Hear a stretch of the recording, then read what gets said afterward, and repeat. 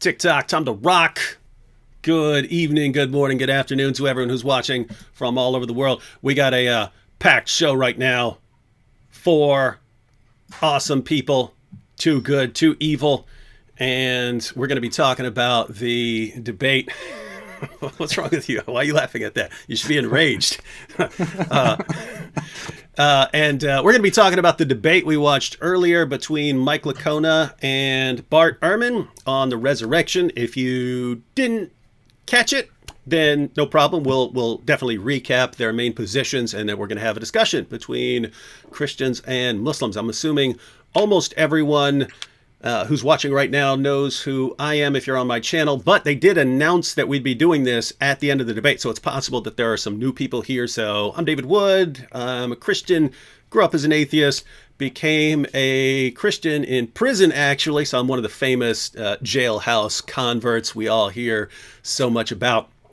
I got on YouTube back before it was super cool and when you were kind of a loser if you got on YouTube. But anyway, I've stuck with it all these years, and this is my channel.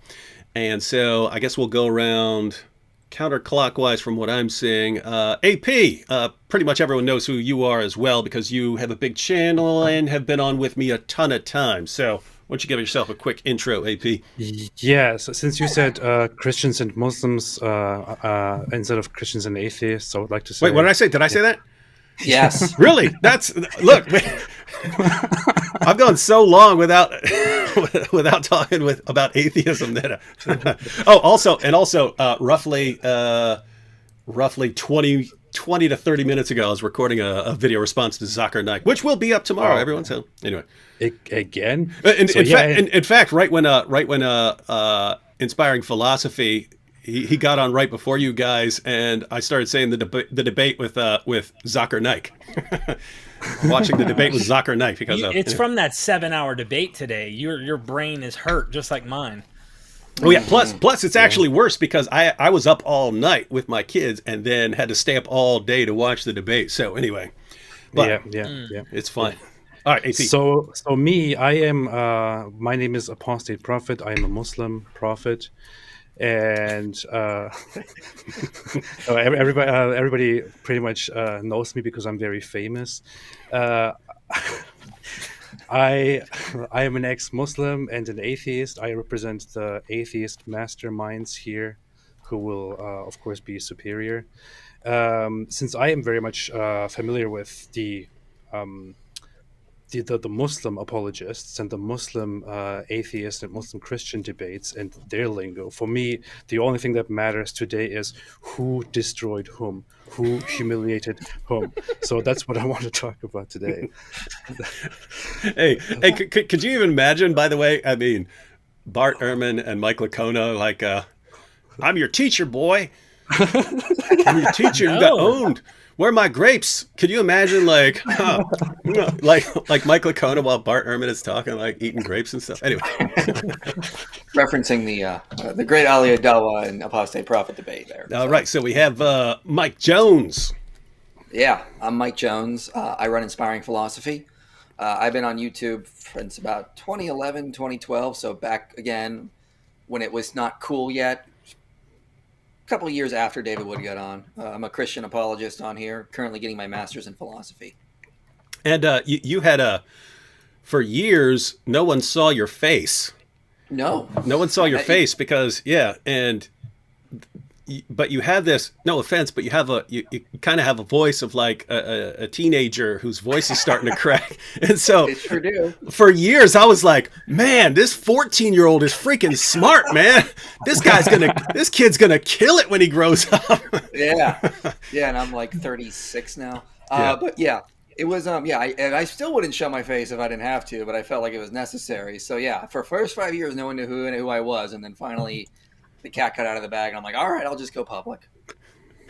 All right, and finally, we also have Derek from MythVision, and I remember it seemed like not very long ago, I clicked on your channel, and you had like 10,000 subscribers, and then I just clicked on it to get the link to put in the description box here, and seemed like you're growing really fast. Yeah. Yes. Depends, man. I'm watching the analytics, and you know how some months are. It's hit or miss. Hmm. Yeah. Yeah, I was a fundamentalist Christian, went through various denominations, of course, and eventually came out on the other side as someone who no longer believes. You could label me, pigeonhole me, if you will, an atheist. Um, but yeah, my goal is to educate people and to think about the Bible in ways that you won't hear at church. You're not going to hear it typically, when you go to your local church or anything. And a lot of the academics I have on come from various backgrounds. So it's not just atheist, in case you're wondering. I've just recently had Del Allison Jr., Del C. Allison on the show, and I can learn from anyone and everyone. I do avoid apologetics. I was in the vein of that under Norman Geisler, so I am familiar with apologetics quite well. I look at more critical thinking. Go check it out. If you're interested and you're curious to hear an alternative message and you want to get your shield and your sword ready for battle and you want to know how to defend your faith, well, these are the heaviest hitter academics in the world that I have on my channel. So, Getting very passionate here. Yeah. Little side note, Derek. I'm sitting here looking at all four of us right in front of me, and well, you are clearly the most pleasing to the eyes. Let's say, right? Also, go ahead then. No, so I just. Just so everyone knows, I am an unstoppable fire hose of awesome ideas. And what just popped into my head is that you should one day get Colin from Islam Critiqued on your channel to discuss Islam, because I guarantee you guys together would get like 200 million Muslim women watching your channel going, "Ooh, these kuffar are so dreamy. I'll listen to anything they say." Anyway, guaranteed ton of new viewers. Look, AP, he knows I'm not lying. Yeah, that's actually something good to point out. Derek is one of the few. Derek is one of the very few people online who runs such a channel that mostly focuses on criticism, critically analyzing religious and myths and things like that. And he is one of the very few people who actually dares to focus on Islam as well, and who invites people who are critical of Islam, who invites scholars who study Islam and the Quran, and he sits down with them and digs very deeply into all the things that need to be pointed out about Islam. So he does some really good job, and I really appreciate that. So, right, and anyone who wants any links to our channels, obviously you're on my channel right now, but the links to MythVision podcast and AP's channel and Inspiring Philosophy are all in the description box if you want to check out their channels. All right, well, we had a debate, and I really didn't think I was going to make it, given that I was on almost no sleep in 2 days, but especially when it's a 2-hour debate. But it actually, because they're switching back and forth between taking questions and them responding to each other and had breaks in there and so on, it actually moved along at a really good pace. So let's go ahead and go around, whoever wants to start, and just give some overall thoughts on the debates or anything you wanted to talk about, and then we'll get into a little more specifics afterwards. So who wants to jump in first? You want me to pick one? Why don't we let one of the atheists go first? Yeah. The first shall be last. Okay, the first shall be last. So, Derek, what do you thought? And you were actually they said you were moderating the questions, right?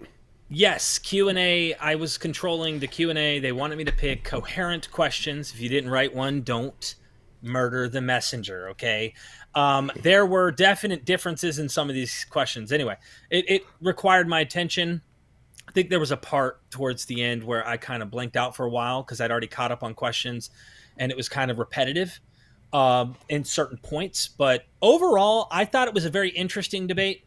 I don't think there was much.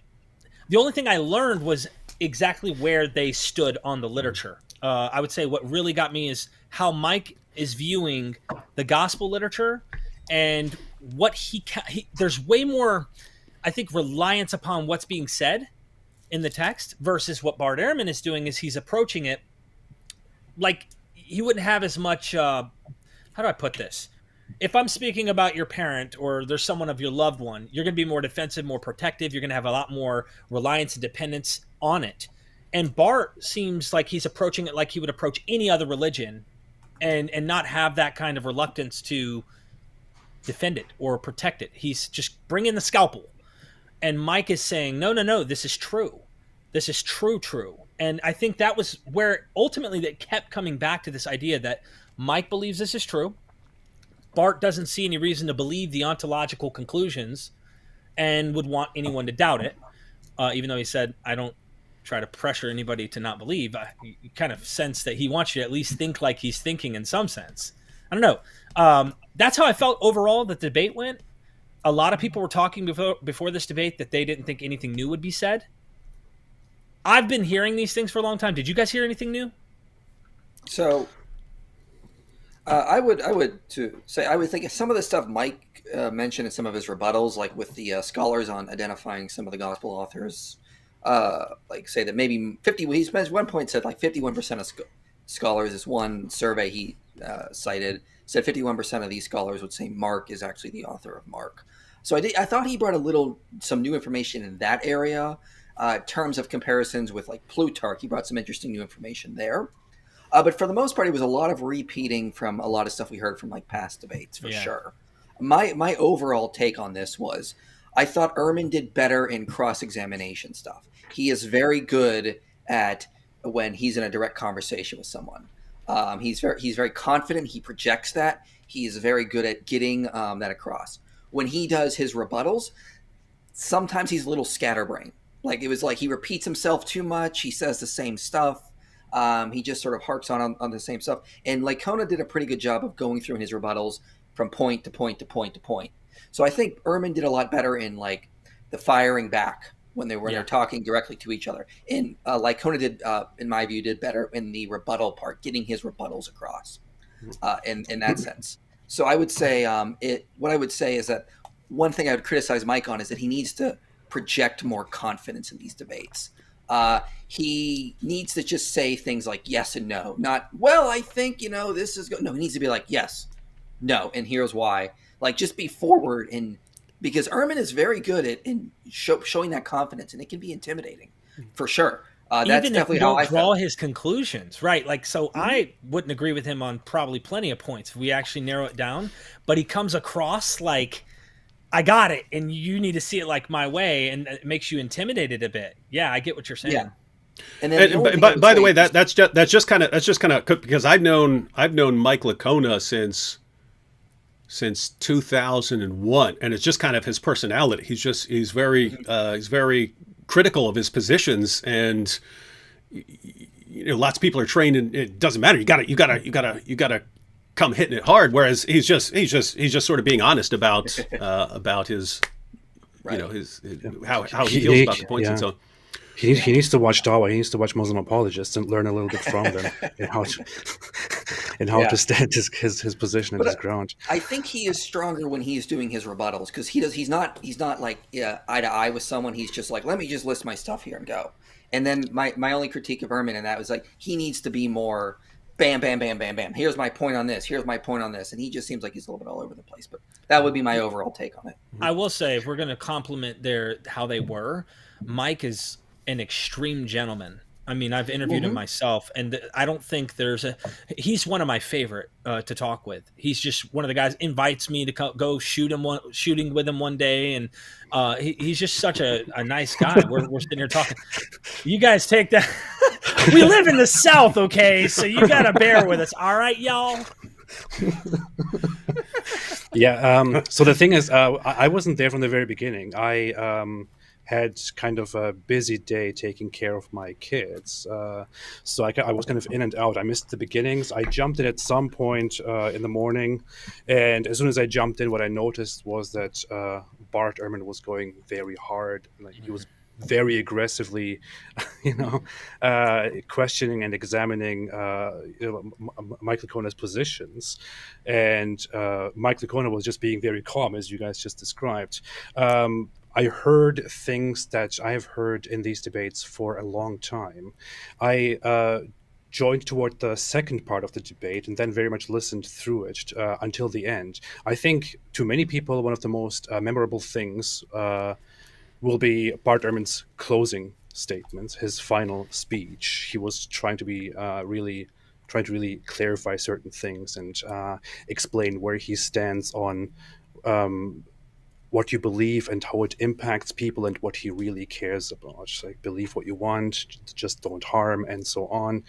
And he was also going into how people are biased in believing in certain things. I think one thing that is very different about Bart Ehrman is he's quite different from the regular atheist or anti-theist debater, in that those people usually don't give scripture very much credit. They are just being very critical of what theistic people believe in, and they just want to attack the whole idea of believing in something.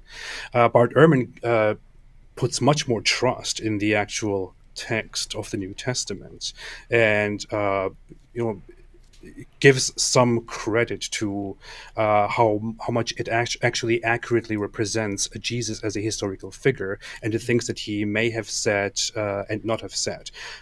His criticism is that much of what you find in the Gospels might be certain legends that do not necessarily represent the true Jesus and the things that he really said, but that people because of their beliefs, added these things later on to the text in order to shape the certain religious figure of Jesus whom they wanted to follow. And that is also a field that I find personally very interesting. Dr. Michael Licona makes a lot of appeals to certain prophecies that you find in the Hebrew Bible, in the Old Testament, and how they correspond with things that Jesus did in his life or said in his life. But then can you really trust that Jesus actually did and said those things? And why were they actually included in the New Testament scripture? Were they included because people just wanted him to fit into that specific narrative, and so on? That fits the Q&A session I had. So there was an interesting question. Everyone knows Mike Licona got in big trouble for talking about what skeptics like to call the zombie apocalypse in Matthew. But Christians will probably call just the saints resurrected in this motif in Matthew 28. And he got fired from a job because he took a stance that this was not literally historical, that it had some other usage. He doesn't like the term legend.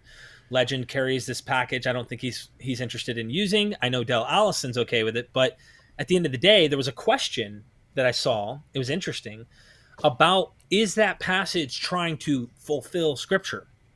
Because Matthew's all about, and this fulfilled scripture, and this fulfilled scripture. So is Matthew's driving interest is to fulfill scripture rather than necessarily write history?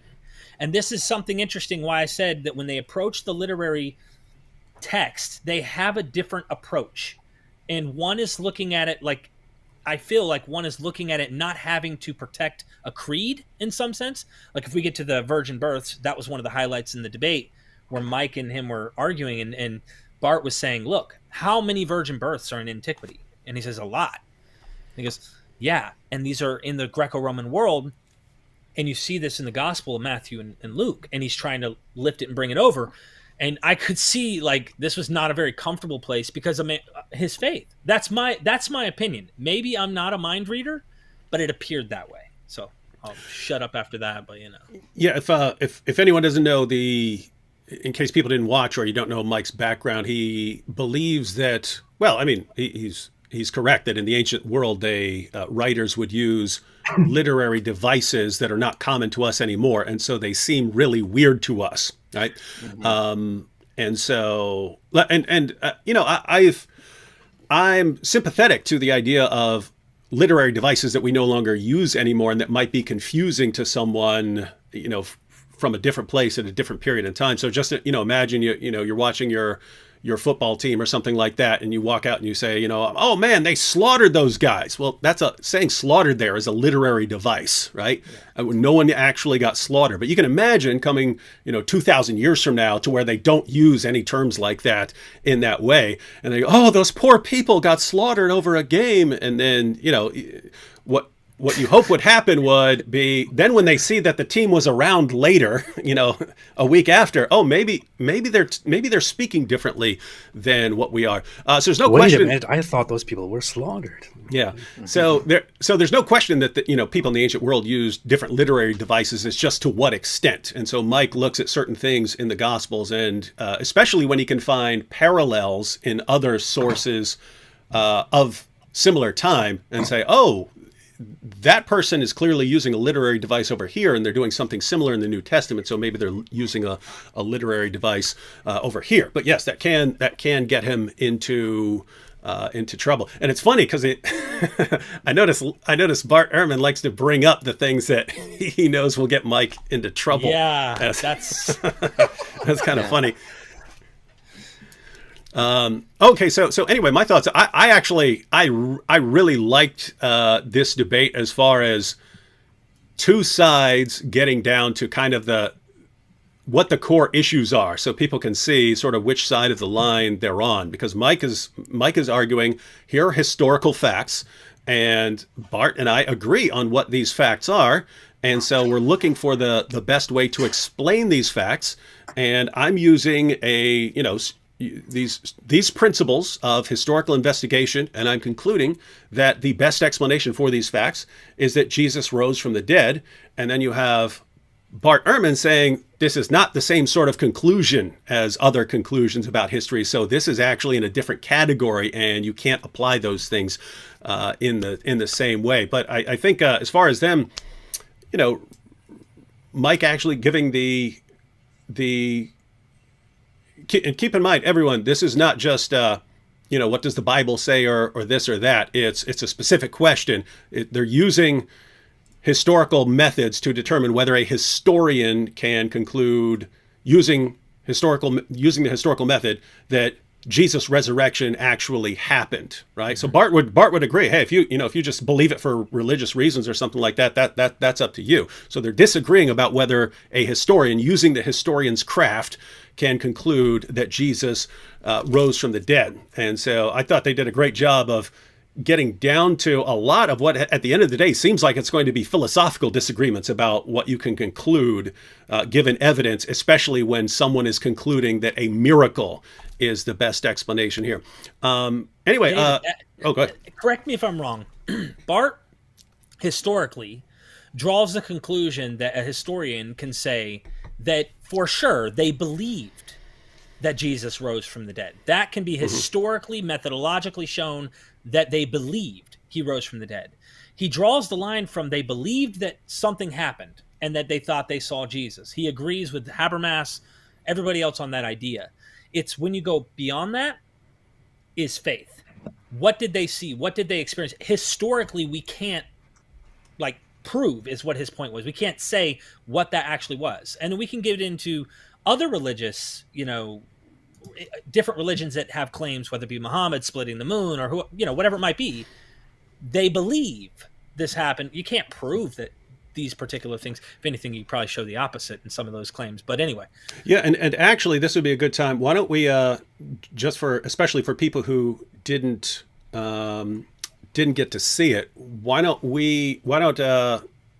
Mike Jones here and I sort of lay out, not going into a ton of detail, just the main argument, and then you guys can summarize Bart's main argument, and that way people will start to see where the dispute was, that I think was anyway, especially for people who haven't been following a ton of debates or don't know what the discussion at that level is.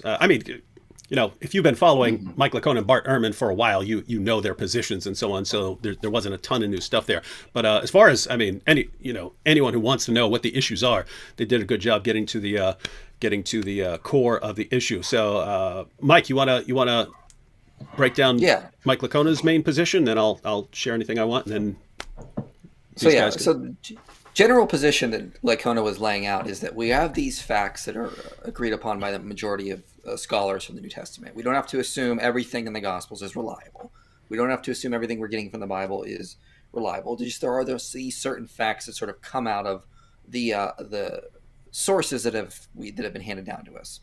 And so from these facts, like the idea that Jesus it appeared to Paul there were skeptics that converted. It appeared had a group had appeared to some groups as well. That I don't think he really brought up the empty tomb, but that could be another issue as well. But this idea that there were these skeptics converted, there were these appearances that happened.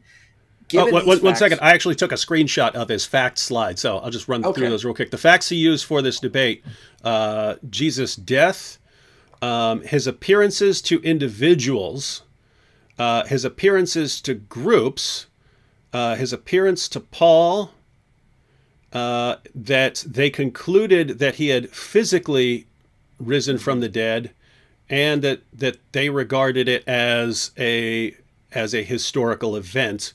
And the only one I think Ehrman disagreed with was the group appearances. But those are the facts he used. But yeah, go ahead.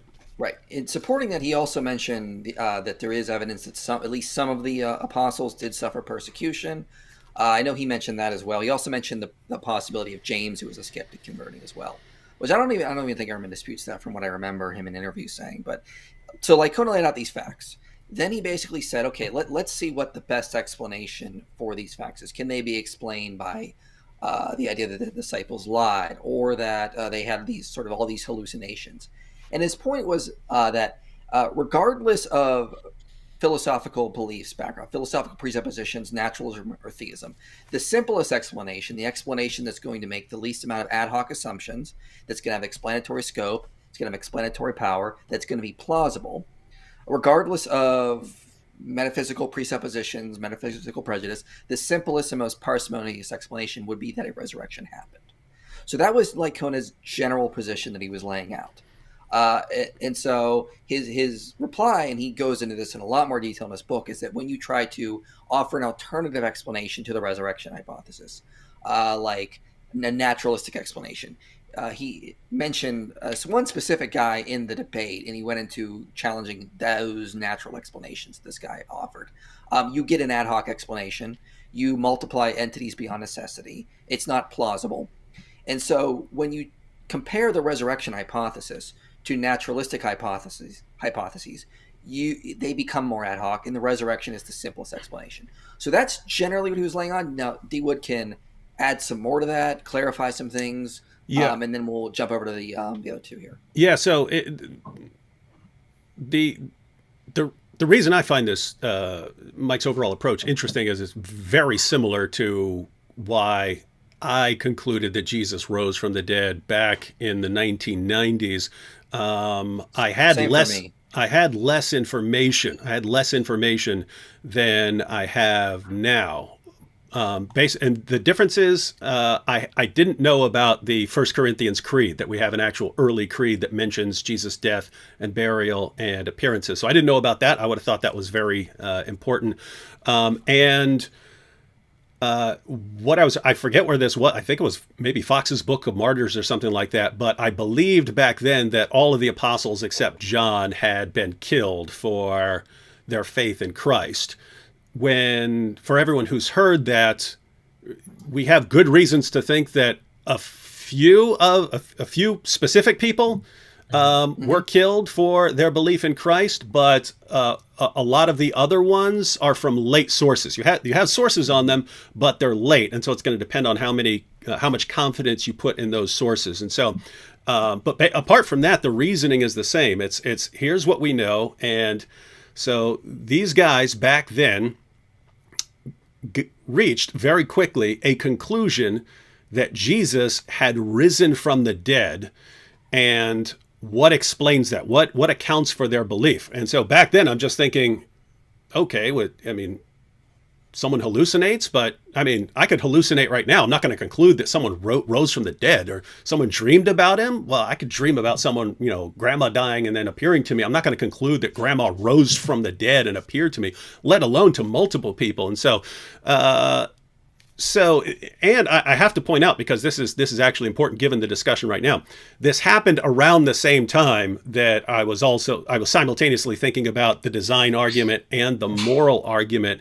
And so I was already doubting my atheism, when I wonder if I were still a confident atheist, then I might have ruled out any sort of miraculous explanation. But it was just at a time when I was looking at it, I was thinking, okay, what actually accounts for this? What actually accounts for these people becoming convinced that a man rose from the dead and appeared to them? I couldn't think of anything that actually fit well, apart from Jesus actually rising and appearing to them.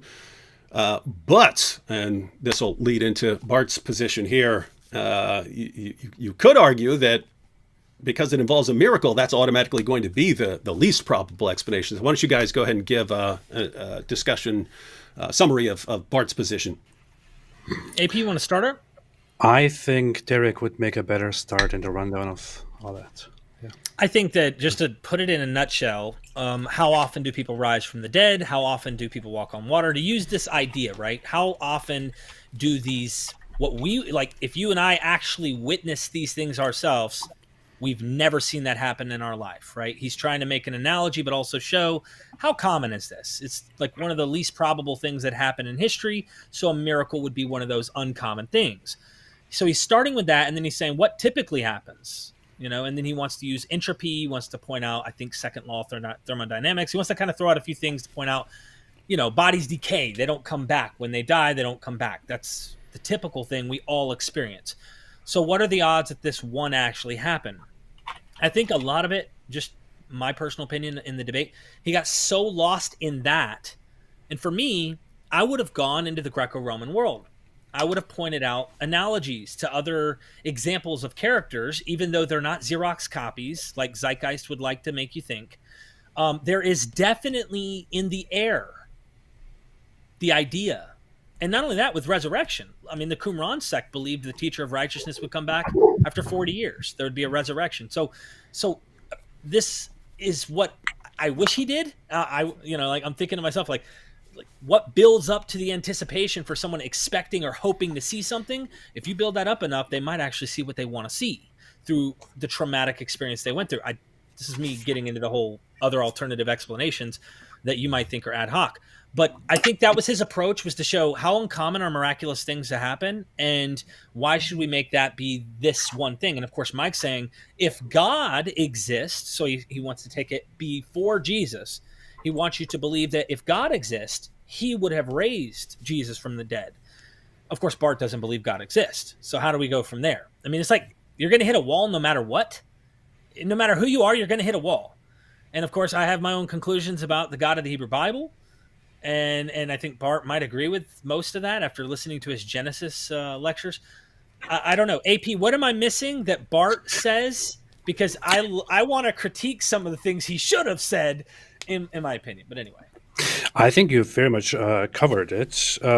He went for the whole idea of that he thinks much of it is accurate. People did see something happen on that day. They did see something happen, but he refuses to believe that people actually saw somebody, resurrected and rising and all that. He has different explanations for that. He said that historians don't concern themselves with the supernatural and can't verify that these things are historically unverifiable. He said he brought up the whole idea that a resurrection altogether is something that is incomparable to real examples in the real world, and that they are contrary to the laws of physics, laws of entropy. He pointed out that Jesus' story is not unique in terms of certain features like virgin birth and others. He also mentioned that in a conversation with me before, because I specifically asked him about the virgin birth and origins of it and why Muslims would adopt that story. And he had a whole thing about how Christians are believers, people who believe in certain things, and how the earliest Christians also, added certain things to the story of Jesus, through which the current scripture that we have and that we hold in our hands came into existence, and that you cannot fully trust. You cannot fully trust without a bias that everything it says is certainly an accurate description of everything that happened and that took place. And I think one of the things that I personally find very interesting, because this is one of the reasons why I have always been skeptical about religious ideas, is when he pushed Mike Licona a little bit on the whole idea of you doubted and you came back to Christianity not because it makes so much sense, but rather because Christianity is what you happen to be around and be in. So you were a Christian and you doubted it and you came back to it. It's not like you were a Hindu or a Muslim or something else, and then you questioned and you thought, oh yeah, okay, I think Jesus makes sense. The resurrection makes sense.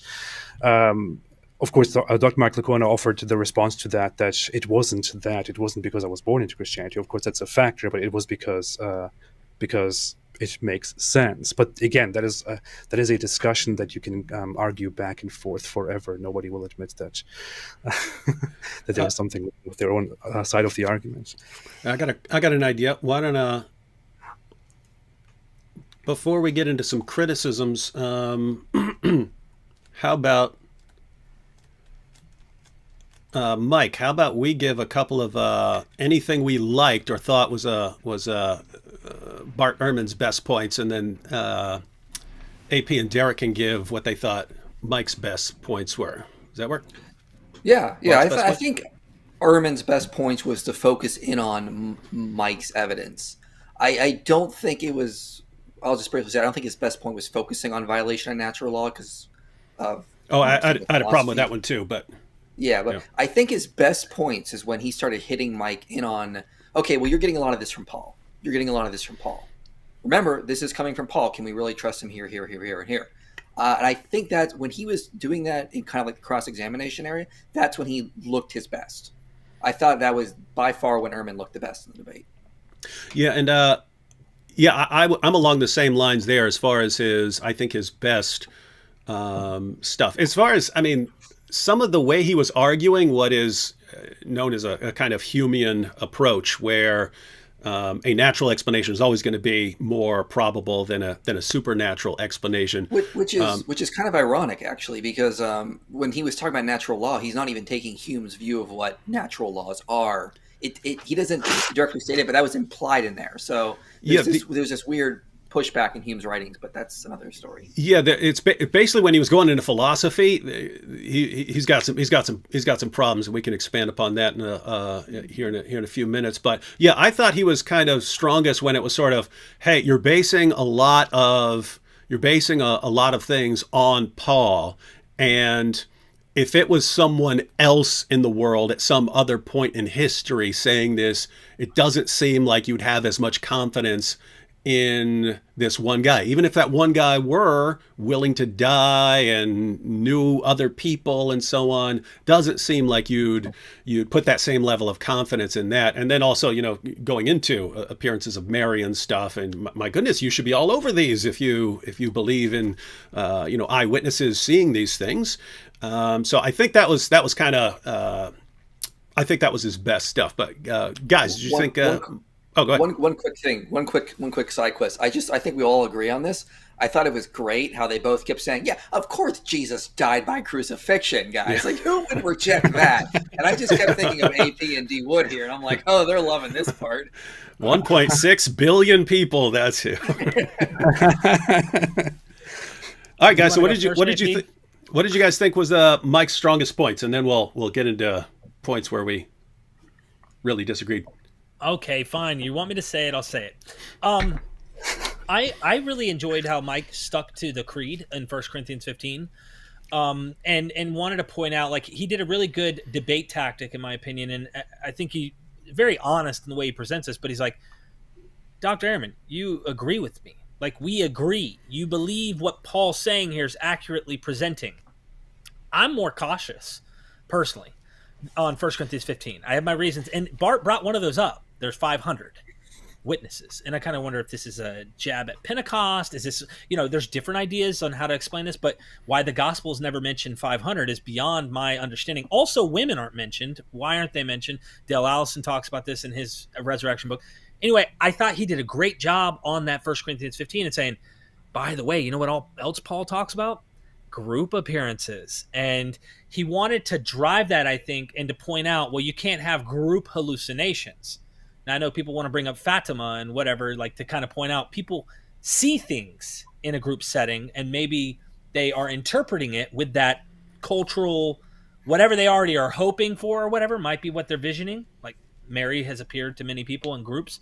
I don't know. I'm throwing the criticism back, but the point was he actually drove that home. And I think Bart avoided dealing with the group concepts. He kind of just kept dodging that group thing, and he could have actually dealt with it head on if he had I don't know. I've never heard him actually deal with the group thing specifically. That's my critique of Bart, but also my thumbs up to Mike Licona on that. What do you think, AP?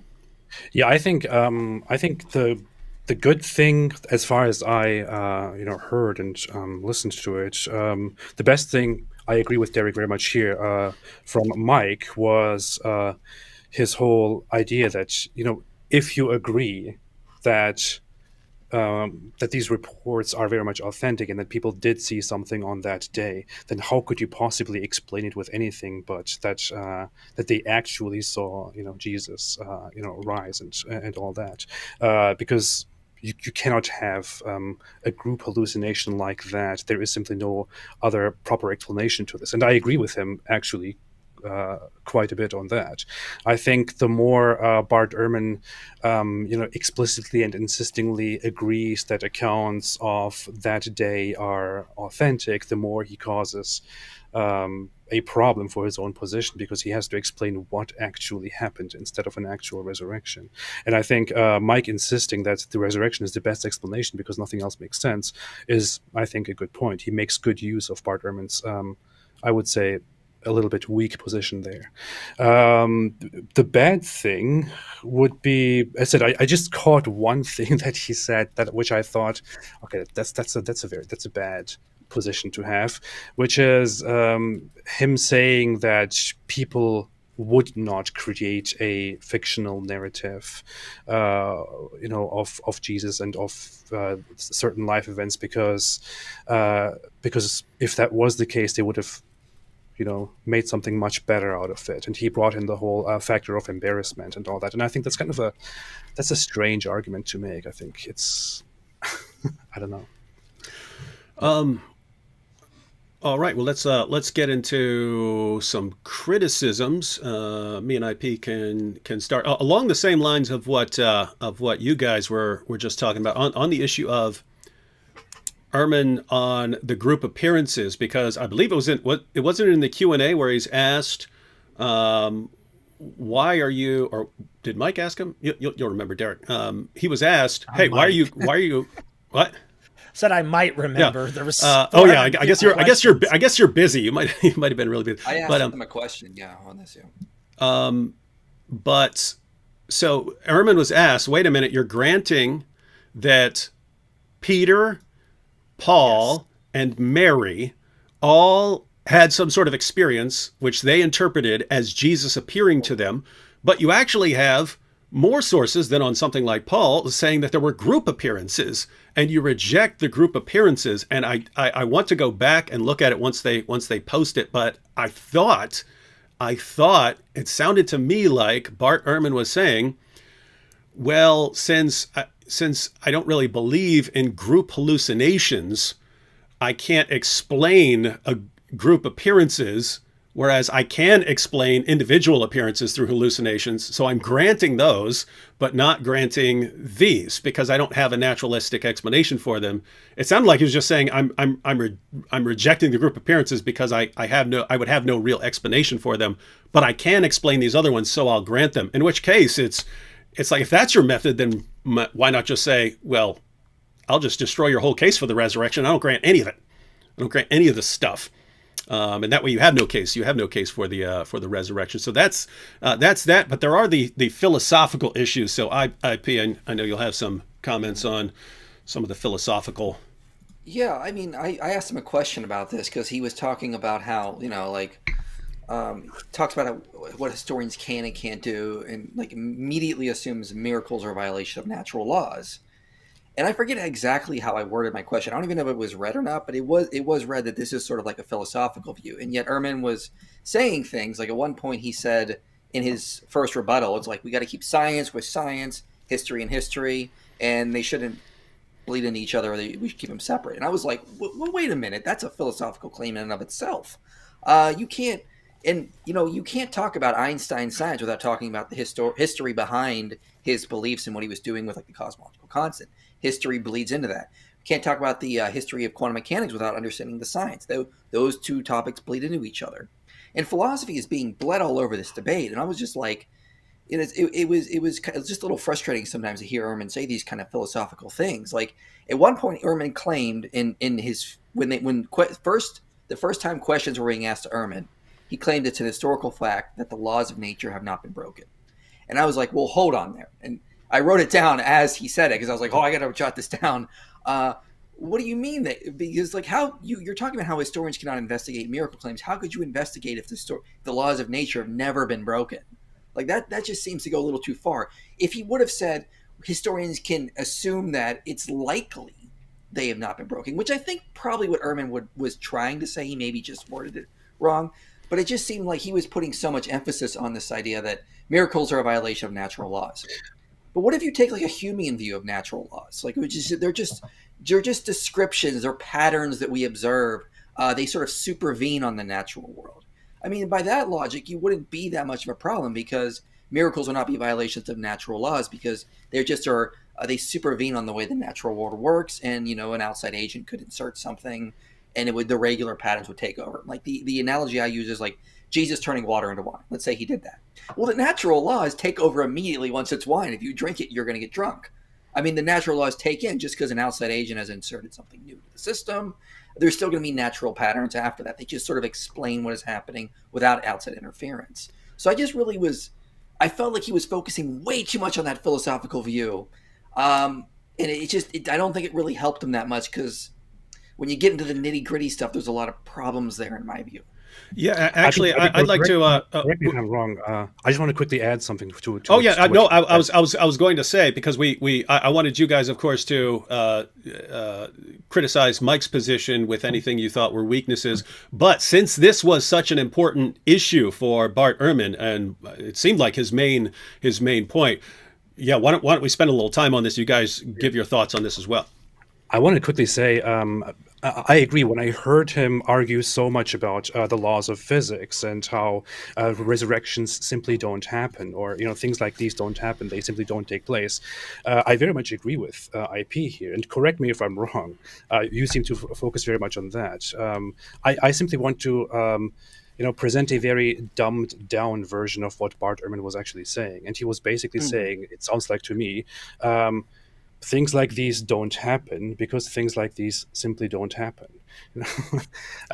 Resurrections cannot happen because resurrections cannot happen because they violate, the laws of nature and the laws of physics, which is a very strange position to hold in such a debate, where you are supposed to, debate lengthily and find out whether the resurrection did or did not happen.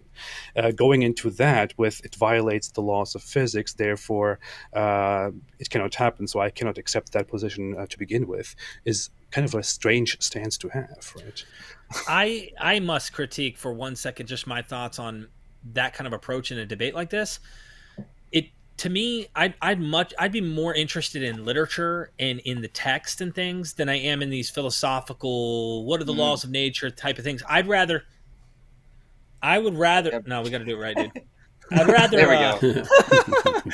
No, I seriously thought it would be interesting. For example, I'll just read a quote. I think a quote's always good to do. M. David Litwell wrote this in his book, Jesus Deus.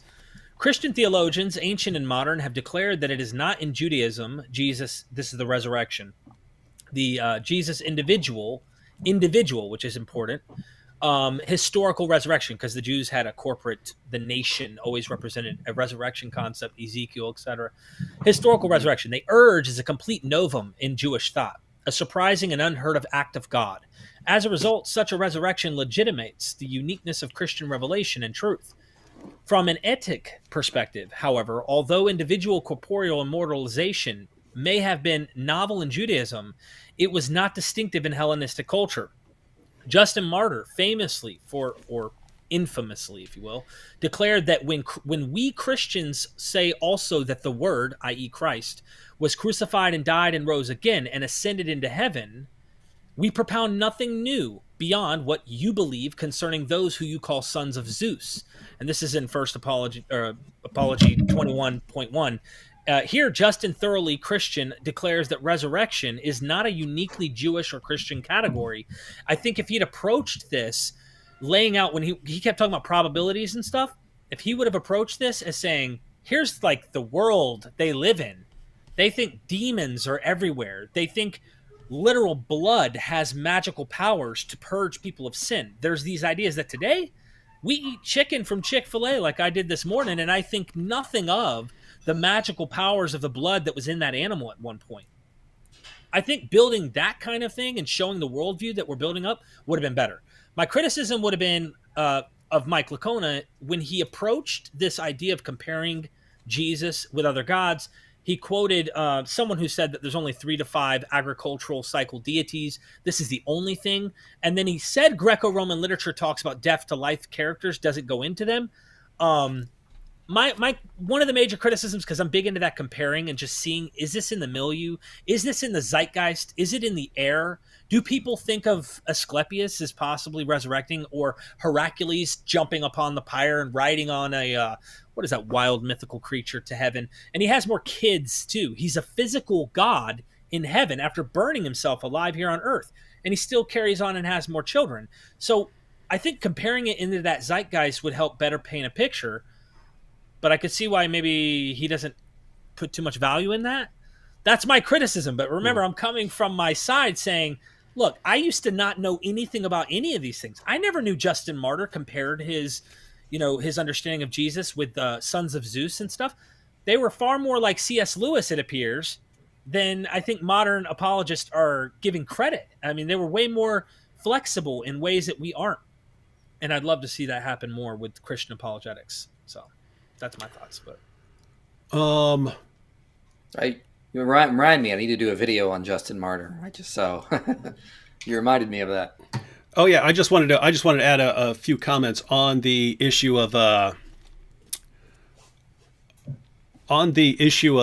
philosophical and natural law claims, because I thought Ehrman could have spent time on some other issues instead of putting so much into that issue. Because I mean, notice if the whole issue of whether Jesus rose from the dead comes down to a philosophical position, and if you accept this philosophical position, then he didn't rise, or you can't conclude that he rose based on evidence.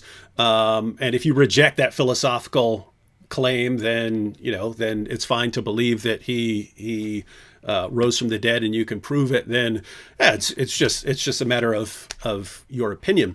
But he was kind of sloppy on the issue. Like Mike at one point actually broke it down, which I forget what Mike used, but he said, if I drop this, then the law of gravity says it will fall until it hits something, and I could drop it 100 times and it will keep falling. But at any point I could reach in and grab it. I haven't stopped it. I mean, I haven't violated a law of nature. I haven't violated anything. It would have fallen. I stopped it from doing what it would have done according to natural law by stopping it. And so the issue would be if I was about to drop this and then God stuck a hand in there and stopped it, then that's not a violation of natural law either. Natural law would describe what this thing is going to do if nothing stops it. I think Mike could have said the same thing about the law of entropy, because Ehrman his view of entropy, which is the, if you have a system, the overall amount of entropy or disorder in the system is always going to be increasing.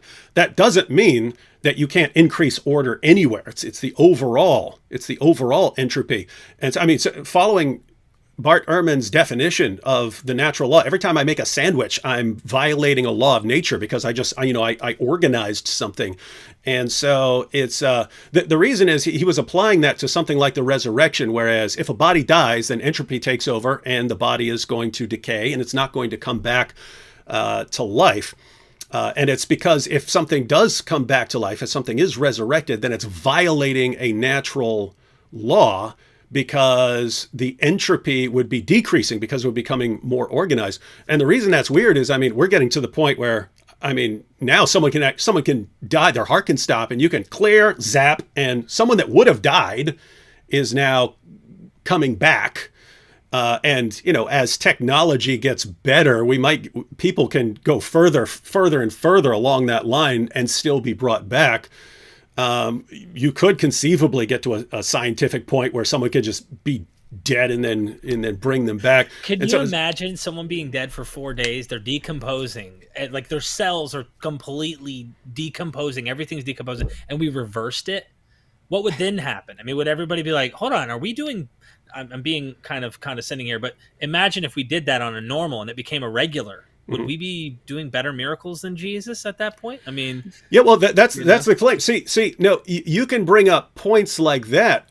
So my only objection to what he's saying there, my only objection to what he's saying is it's not a violation of natural law. If you had some ability to take a dead person and reorganize the person somehow to bring him back to life or whatever it would take, you're not violating some natural law. The law is that the overall amount of entropy is increasing. Anytime you build something out of Legos, or a tree grows, entropy is decreasing as far as in that specific spot, because the tree is growing and becoming more organized from the little thing that it was.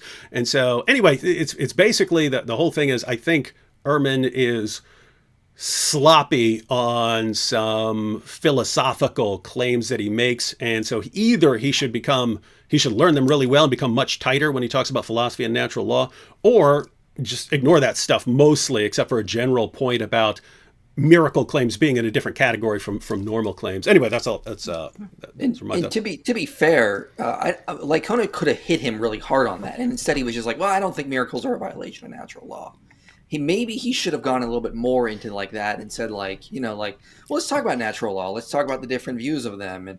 But they're historians. They're not philosophers here. So this is one of the things there.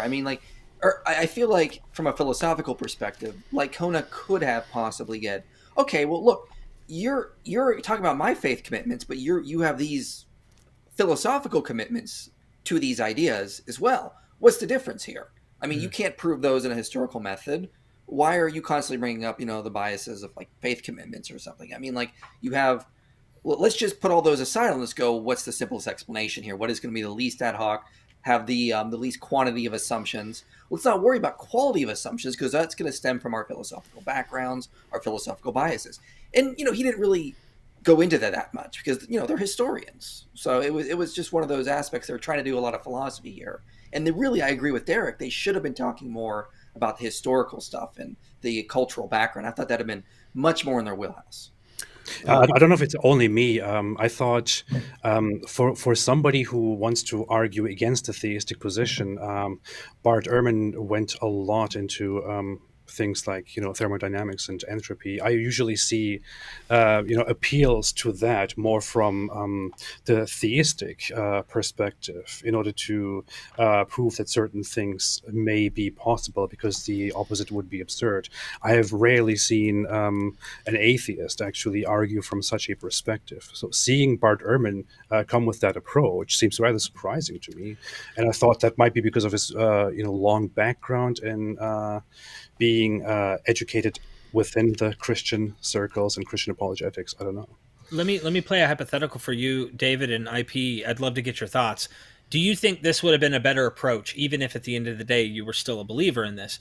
If let's say Bart came in and compared Jesus with other surrounding figures culturally within the zeitgeist of the time, showing the literary comparisons, how people actually believed they rose from the dead or were ascended or had an apotheosis or whatever it may be, showing this was a common idea, and then built the background behind the resurrection and its evolution in thought from Israelite religion down to the Qumran sects and whatnot into the New Testament.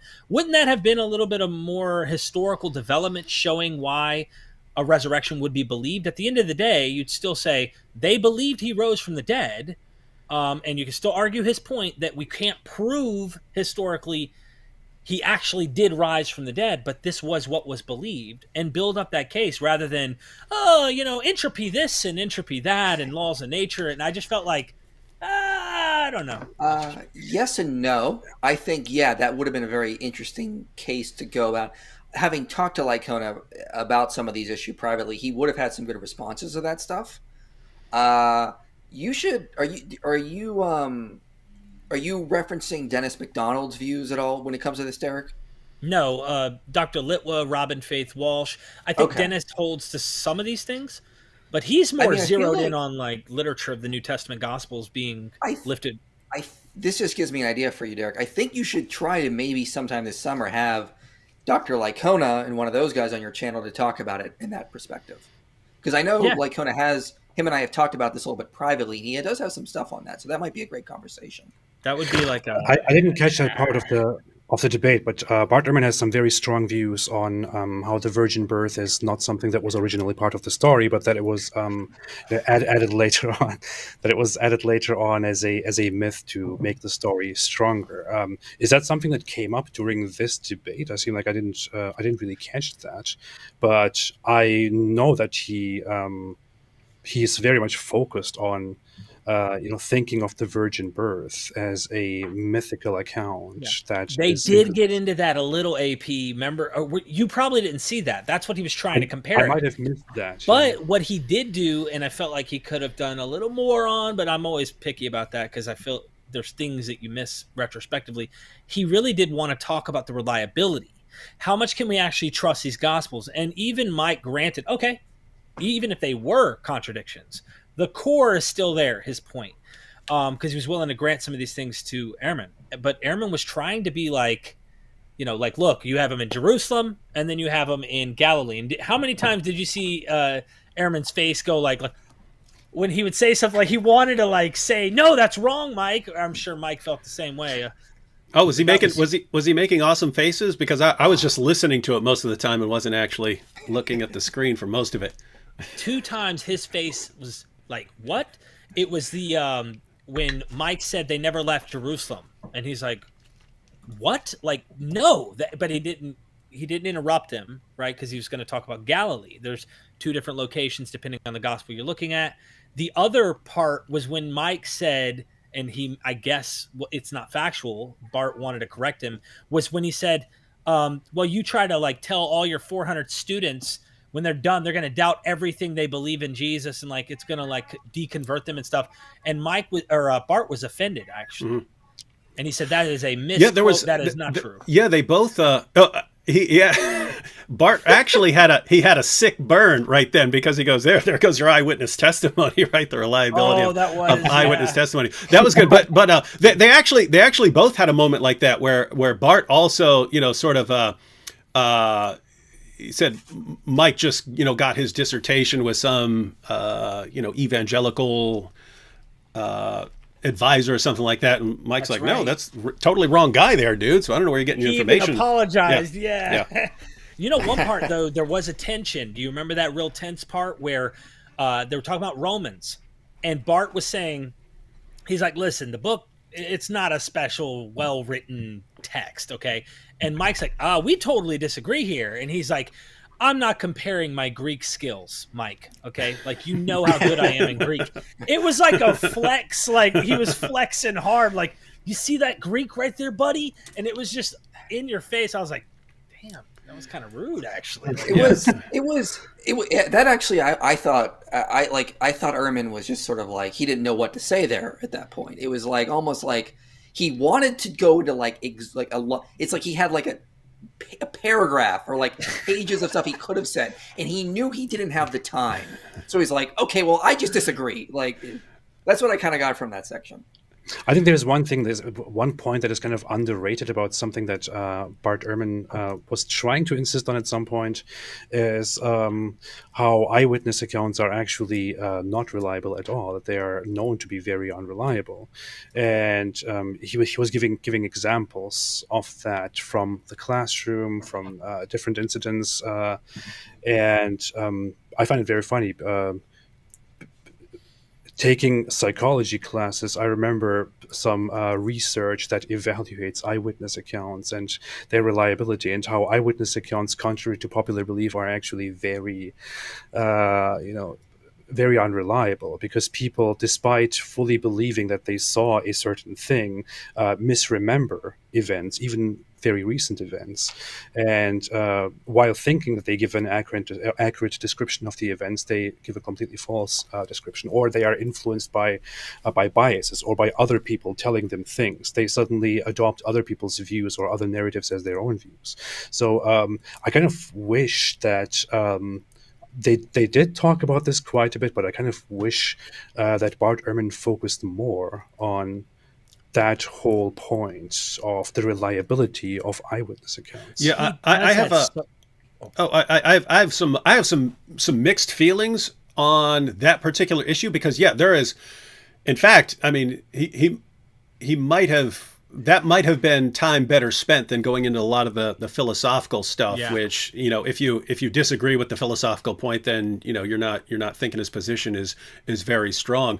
But I mean, the human mind can be very sloppy with certain things. Like, you can be called into court as a witness, and then you see a guy sitting at the desk, and he's the one who's being charged, and your brain will just rewire that guy into your memory, even if it's proven later that guy wasn't anywhere near it, and DNA evidence exonerates him. But at the same time, I'm thinking, all right, if I had this massively life-changing experience where I became convinced that Jesus had appeared to me risen from the dead, what are the odds that, I'm going to get that wrong 10 years from now or 20 years from now or something like that? And so, well, I'll just say really quickly, I don't want to go too much, but I do know that Greg Boyd, book The Jesus Legend, as well as Craig Keener and Christo biography, does go into some interesting studies on memory to argue that, it's not as bad as some people say it is. There is some other research out there that I do need to get into and also do a video on eventually, that actually does support that memory and eyewitness can be reliable. So there is that research that shows that it's problematic, and then there's other research as well. Don't you know this? There is this thing, this specific research about 9/11 eyewitness accounts, and this is something that is recently popularly brought up when analyzing the accuracy of eyewitness accounts, which says that I don't know, half of, or 40% or 60%. I don't remember if any of you remembers it correctly. Just say it. But that about half of the eyewitness accounts of what happened on 9/11 and where they were on 9/11 are totally inaccurate, and that people have certain inaccurate memories, like, I was actually in New York and this happened, and it turns out the person was actually at that time in Texas or something like that, or living in Texas, and had never been to New York. So there's some research going around that is widely recognized, that eyewitness accounts are very much manipulated by what people want to think, what they hear, and so on. Yeah, that's one of the things I was actually going to say. In everybody kind of touched on it here. I think Bart talks about the memory stuff a lot, but that's a really wonderful point you're bringing up there. The data that we have, the way where I've drawn my conclusions is when I'm looking at the Gospels, I'm looking at this as genre, a different kind of literature than what I'm reading with Paul's epistolary. I don't believe these are epistolary fiction. I believe these are accurate letters that are written, probably compiled even. Some of them are multiple letters, maybe meshed together, that are collected. But when I'm looking at the Gospels, I'm not looking at them as like reliable historical, this is what literally happened. And I think Mike will grant some of that, whereas Ehrman, I think, will even go further towards where I'm at. If we take that, and what you just said, David, for example, if I had Jesus actually appear to me, we're looking at the gospel accounts and getting this idea that he appeared, like they looked at him. I get this like mixed signals here. The road to Emmaus, they don't even recognize who he is. They walk and talk with him all day long. They don't even recognize him. Sounds like this is some type of literary, probably more of a message of the Eucharist, because the only time they get him is when he breaks the bread and then he disappears from them, and they realize it's kind of probably a theological story trying to say, I'm in your presence always. I don't buy this as literal. And I think when you do that, you find out, okay, how much of this literally happened? How much of this didn't? And when I look at Paul saying, hey, Jesus appeared to me, or I've had revelations from Christ, our best account to try and get Paul's is in Acts. And Acts to me is also one of those texts that I'm highly suspicious of in terms of it being literal historical content. So when we say Jesus appeared to them, we don't have better criteria other than this other literature. What did that mean? Did it mean he actually showed up and this is like they believe they saw like you and me? If I really bumped into you in person, well, you would go to John or Luke and see that. But if there was something else we just don't know, I think the data is just not good enough to know exactly what Paul's actual experience was, unless you trust the historical reliability through and through on the later stuff, which we would call the Gospels and Acts. Related to the point, can I quickly ask something? As somebody who was never a Christian and is not native to the Christian beliefs? Poor guy. As a disadvantaged person, I want to ask something very interesting that I find that I see when I look at the whole accounts of Jesus. The whole story, the whole account of the Roman soldiers or officials needing somebody to point at Jesus and to point out who Jesus is so that they can come and arrest him. Doesn't entirely make sense to me. Why do they need somebody to reveal who he is? Actually, that's talked about in a book called Misreading Scripture with Western Eyes. And we tend to think that Jesus and his disciples are just sort of alone in the garden and he's off praying. And that probably wasn't the case. This was like Passover. The city was flooded with pilgrims. Jesus was probably praying in the garden, like shoulder to shoulder with other people around him. And so they're arguing that when the soldiers need Judas to point him out, it's because there's a giant crowd of people. Where is this guy? He's somewhere in this guarded, right over on Passover evening, when people were typically going out to singing hymns and giving alms to the poor. So there's just so many people there. So Judas got to get his chapstick on so he can give Jesus a kiss to identify him. Okay, that makes sense. Yeah, and on the issue that Derek was talking about, one. Definitely no time to go into this right now, but I think Luke is a pretty awesome historian in the book of Acts. But even if you totally toss all that aside, we know that Paul and the early church became convinced of Jesus' resurrection. So this is kind of what Mike is getting at there. It's Jews that was not a very common belief that some particular guy is going to rise physically. It would have been odd, and even if you have it somewhere else, but that would have been something shocking, because the general Jewish belief is there's a resurrection at the that comes at the end and so on. And so one guy just sort of coming back physically would have been pretty strange. And so it's like, again, if Paul sees some hallucination, or he has some dream, or Mary's having a dream and Peter's having a dream, or they're seeing something, or some shady figure.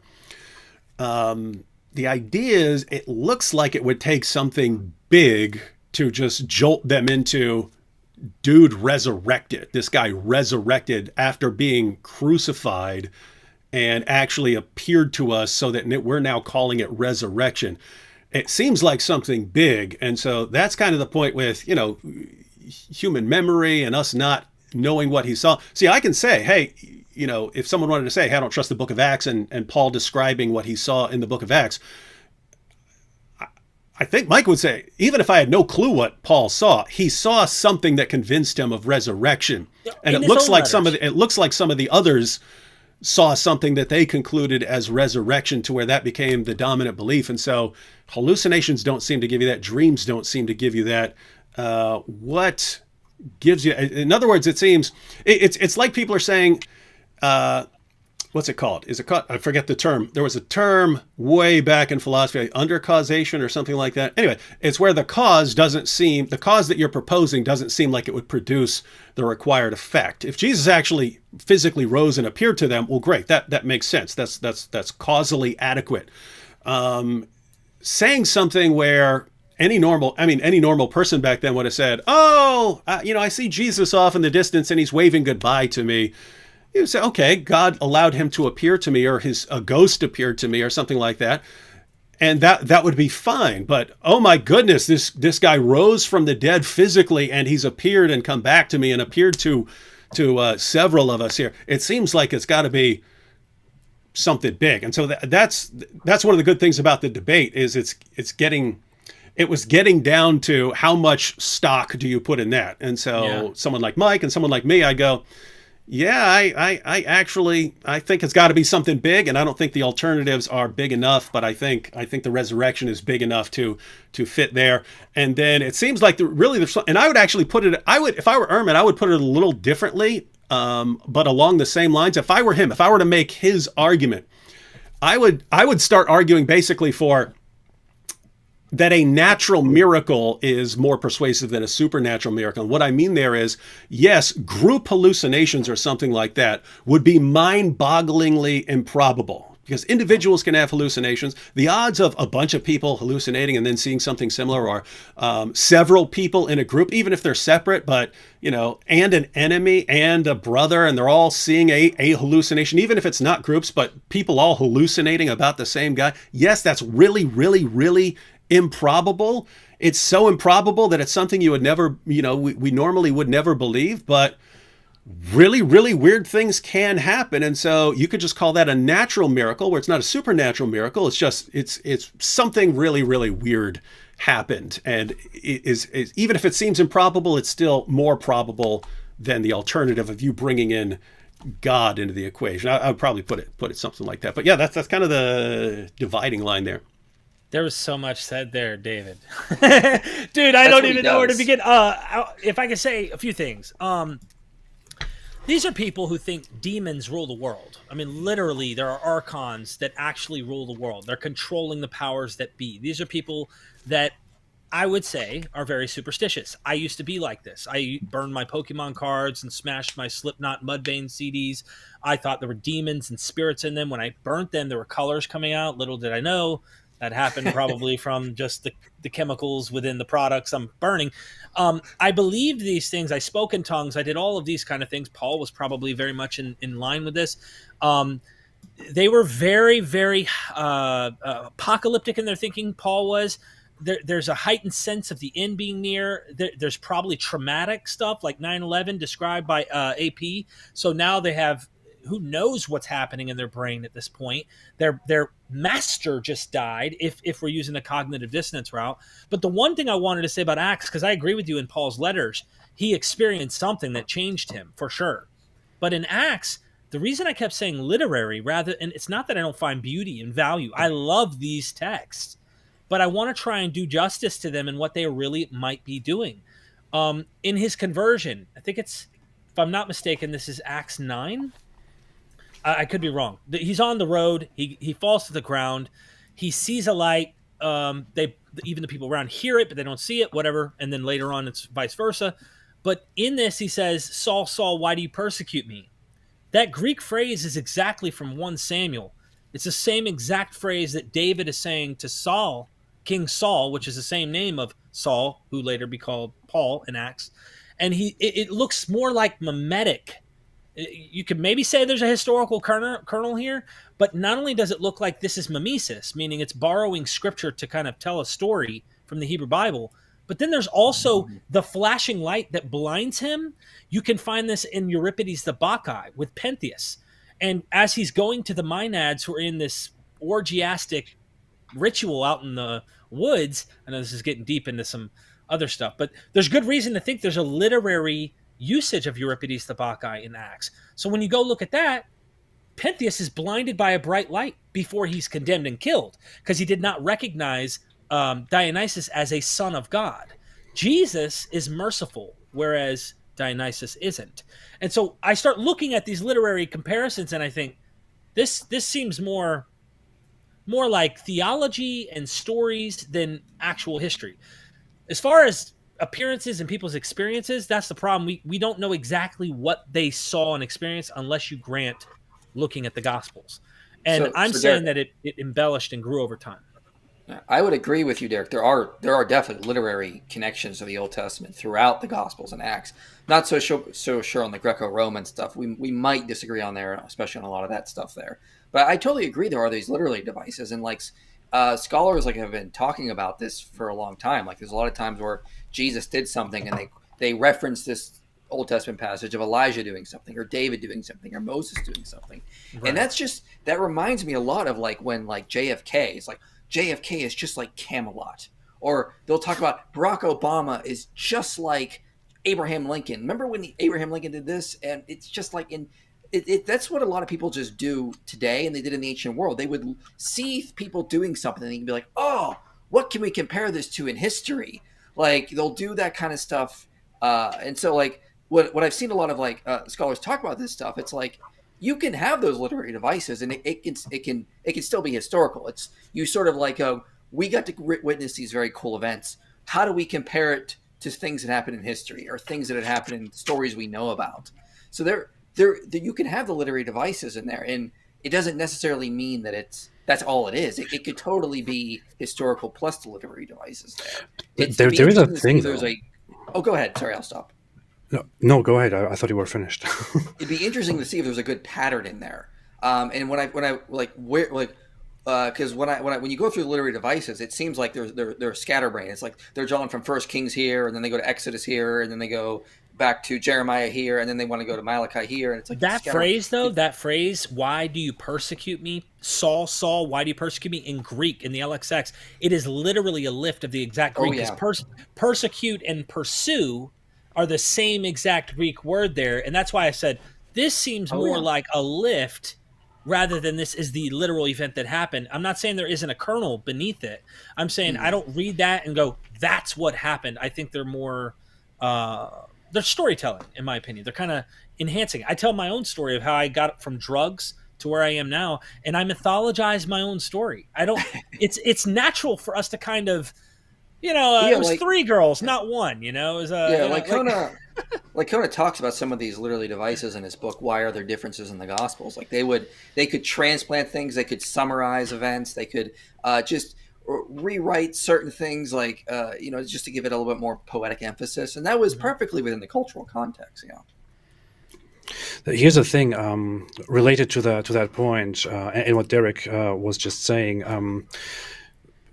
Of course, Bart Ehrman trusts that a lot of what you find in the epistles and in the Gospels is an accurate representation of who Jesus was. He finds it stupid to argue that Jesus never existed. He believes he did exist. He just doubts the authenticity of the accounts of the historical Jesus, how much the New Testament Jesus actually compares to the historical Jesus. And there are certain things that he says again and again that people simply add to their narrative in order to, make themselves more attached to the actual belief. And here is the thing.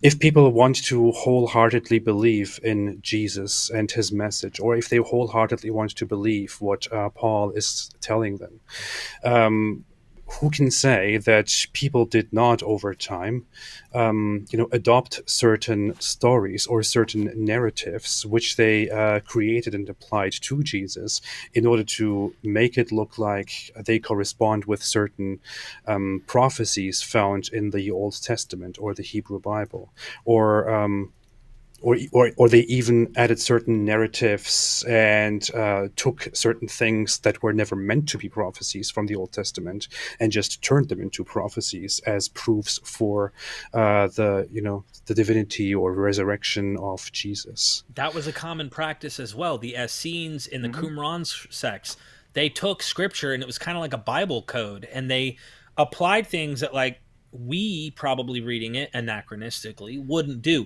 David, I wanted to tell you something. I don't know if you ever saw the video a long time ago, man. I'm small fish compared to you in terms of you're just hard to touch you, man. You know, you're on this tower and I'm like, David, I'm trying to reach you. So finally I have this opportunity. I made a video with Robert M. Price after you did a mythicist bash video a long time ago. Oh, did I? And I was a mythicist at the time, actually. And I did this video, and I had him wear a tinfoil hat responding to you. So if you haven't seen it, dude, you responded to me? watch it. Yes, because that's funny. he was like, let me respond to this guy. And we did like a 20-something minute video responding to you. It was fun. Oh, yeah, that's interesting. I actually, this was, I mean, my goodness, it must have been like 2005 or something like this. This was way back in the day, but I was with Mike Licona at some conference, and we ran into Bob Price. I don't even know if Bob Price would remember, because people didn't know who Mike Licona was back then very much. But Mike just went up and had a little discussion with him, because Bob Price had debated William Lane Craig recently, and then we finished, and Mike said, "Well, I'll be praying for you," and then Mike cracked up laughing. But Bob Price is cool. He's like, "Well, thank you. I appreciate that. That's nice." So it's he seems like a nice guy. Yeah, I just figured I'd mention that because you were doing a video using Bart Ehrman, actually. And you were just like, I'm going to show you how silly it is by having an atheist. And you used nothing but atheist in the video the whole time, and I think it triggered me a little. I don't know. I was like, this is funny. This is funny because I do not remember anything you're talking about right now. It's way back Derek there was in your hurt. videos. He was hurt. I've made like 1,400 videos, and I'm getting older, so my brain's like an orange juice glass now, and like you pour stuff in, and then stuff has to spill out the side, and so. Well, what are you, 55, 60 right now? Just turned 46 2 days ago. Oh, happy birthday! Hey, you don't look a day over 45. Happy and a half. belated. Thanks. birthday. I know it doesn't mean much to you, but yeah. I do like what AP said, though. I mean, we do see how many freaking Gospels and epistles and Acts of Peter and Acts of Mary, and people loved telling stories about Jesus. Mm-hmm. And I know the Orthodox position and how canon came together, and we see early remnants of them already collecting this early on in 2nd century. But the question is, how do we know there isn't some of that in the New Testament, which is what Bart's trying to suggest, that there's a development of mythology happening, or legend, if you will, about Jesus. Jesus says in Mark, "I will tear down this temple," and we think he's referring to the destruction of Jerusalem. In John, the author's like, he's talking about his body. Oh, okay. So there's kind of this like, what is going on? What is the author trying to do differently? And I'm a big nerd for the details of the text, which is why I was annoyed by constantly and entropy, and I'm like, yeah. I think I think Mike's position, and this would be similar to me. And again, this is when we're approaching this and saying what can we figure out using a historical method here. But it would be, even if gospel writers are doing this, you still have to figure out what the facts are. And if you agree on what the basic facts are, then you're still left with a hypothesis that's going to account for these facts. So, I mean, you could say it. You could say that. You could conclude, hey, Jesus rose from the dead, but this guy was doing this, and this guy was using this literary device, and this guy was trying to make a point about this, and this guy invented this story for L.C. Allison Jr. for a fulfilled prophecy or something like that. But there's the resurrection does, I think, have an impact in that if the historical core gets you to resurrection, then it looks like something important supernaturally is going on. Like this is some important thing that God is doing in history. And so if God is doing this important thing in history, then it seems like he's going to make make it so that you have the information that he wants you to have somehow. And in other words, once you grant that big miracle, then other things become a bit easier to believe that you might otherwise be skeptical about, right? You might be very skeptical about some random story about Jesus walking on water. Well, if he's the guy who rose from the dead, then okay, that then becomes more plausible. Okay, here's the thing, though. If the resurrection of Jesus is the strongest thing about Christianity, if that is the main reason why you would hold on to it and believe, in his divinity and all that, wouldn't that be the specific detail that people really want you to believe, and therefore they would fortify that. I mean, if Jesus had just died without the resurrection happening, assuming that you don't believe he had any different value, nobody would care about Jesus afterwards. He is important because of the resurrection. People want to believe because of the resurrection. The resurrection is considered this big proof for Jesus. So naturally, it's expected that they build such a story into it in order to make his entire divinity and the whole religion valid. Now, are you talking about embellishing a story or just making up a story because that'll help people? I'm not sure. Both. I'm not sure where I am exactly on that. That was actually my position before I was a Christian. I thought, hey, our guy died. We want to keep the movement going, so why don't we make up a good story? Because lots of people down through history have made up stories, so let's make up a good story and keep the movement going. And it was the issue of which back then I thought was a bunch of them, but at least some of them now. It seems like a lot of them were at least willing to endure persecution, and we have good reason to think that at least a few of them died. But I mean, are they really making up this religion and then going out and dying for it? And I tried to think of other people down through history who, died for something they made up, and it seems to be a pretty small category. So here's the thing, David. Here's the thing. You know about Muhammad, and you know about the moon splitting, right? The one that nobody saw because they were sleeping at night. So I remember that. They were sleeping, so no one saw it. Exactly. Oh, but by the way, and I'd like to get IP back in here because he hasn't jumped in a while. But by the way, I applied the same reasoning to other positions, which is why, like, I don't think Muhammad was just making up a lot of his claim that he was a prophet. I think he really believed that he was a prophet, and he's not just trying to swindle people. Mainly because once I see you're willing to lay down your life for this, it starts becoming same thing with Joseph Smith. As nutty as I think he was, I start thinking, I don't know, you might be crazy enough to believe some of this stuff. That's what I think. Mm-hmm. Yeah, I think Joseph Smith believed exactly. I thought he really thought he was special, and he discovered this stuff. And same with Muhammad. With regards to the background, like what David was talking about, like this idea they would embellish the story about their dead Messiah and then bring it on. I know like scholars like N.T. Wright, Greg Boyd, Craig Evans have talked about this. It's just with the cultural background of the Jews, we can look at other Messiah figures like Simon Bar Giora, for example, who was the alleged Messiah during the 70 AD period. And we know like that he was killed by Rome. And it's so hard to picture his followers sitting around the next day after he's been taken back to Rome, and either he was thrown off a rock or he was I forget how he possibly could. They could have cut his head off or something. But sitting around the next day going, oh, I've just had this vision, and I've seen Simon. I felt his love around me. He's been raised from the dead, guys. I know it. What the argument is that it's so hard for that to come out of the culture about this idea of the disciples are going to carry on the religion by saying that he's been raised from the dead. It's not something the Jews specifically were looking for. And if you saw the hallucinations, I know Mike talked about this when Bart brought it up, but you would think, oh yeah, he's been exalted to heaven, or he's been vindicated by God, and his spirit has been set upon the throne. You wouldn't think that he physically had come back. That's just something that's so weird that they got from this, if it was hallucinations. And we can compare it to, of course, like what would Simon Bar Giora's followers have done after he was executed? Well, they moved on, and they eventually got themselves a new Messiah a couple generations later, Simon Bar Kochba.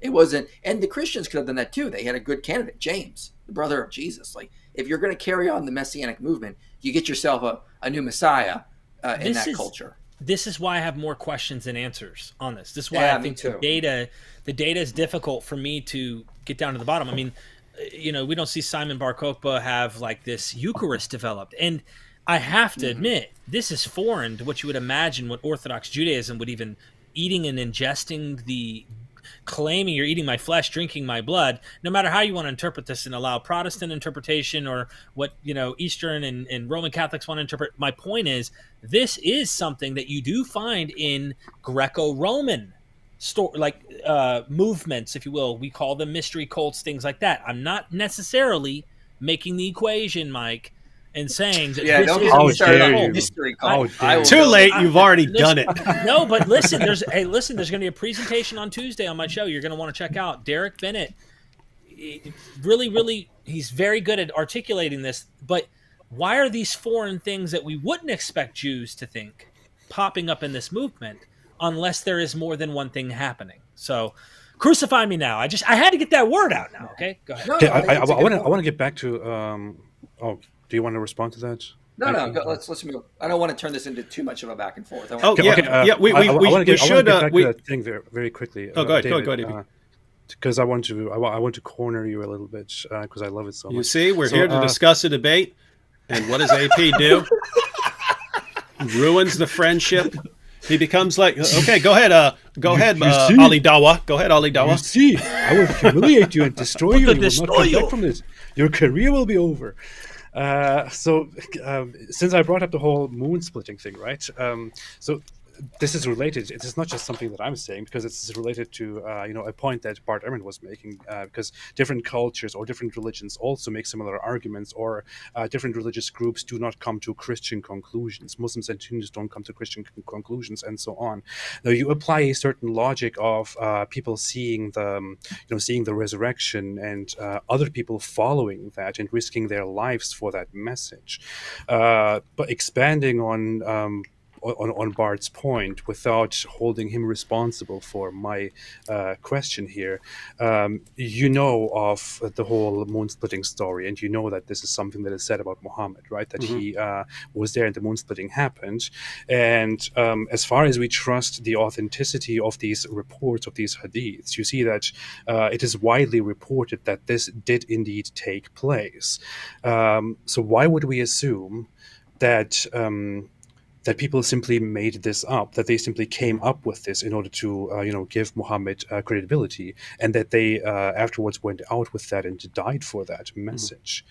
Oh yeah. Well, that I mean, on a superficial level, that's a good point, but it actually helps my point. I mean, you look at the Quran over and over and over again. It just denies that Muhammad could perform miracles. The passage that says, "And the moon is cleft asunder," that looks like it's talking about something at the a sign of the end times or something like that.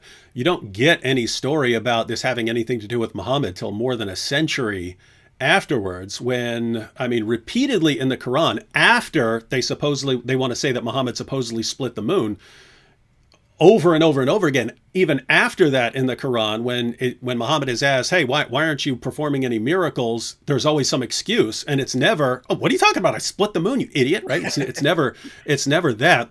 Whereas the belief in Jesus' resurrection, that does go back to the earliest level. I mean, that's what supposedly sets these guys off on their beliefs about Jesus, and causes them to rethink the scriptures and so on in light of this man who rose from the dead.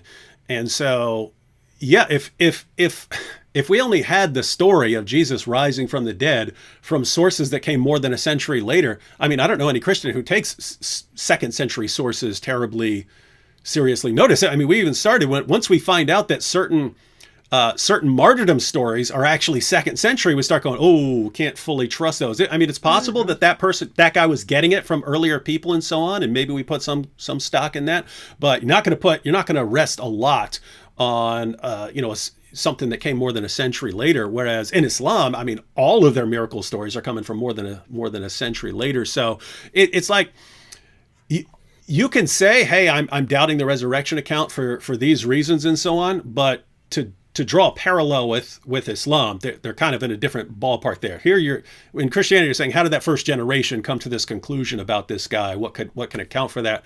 Whereas in Islam, how did 4 generations later come to this conclusion about Muhammad? Well, it's easy to figure out how you got to a story over 4 generations.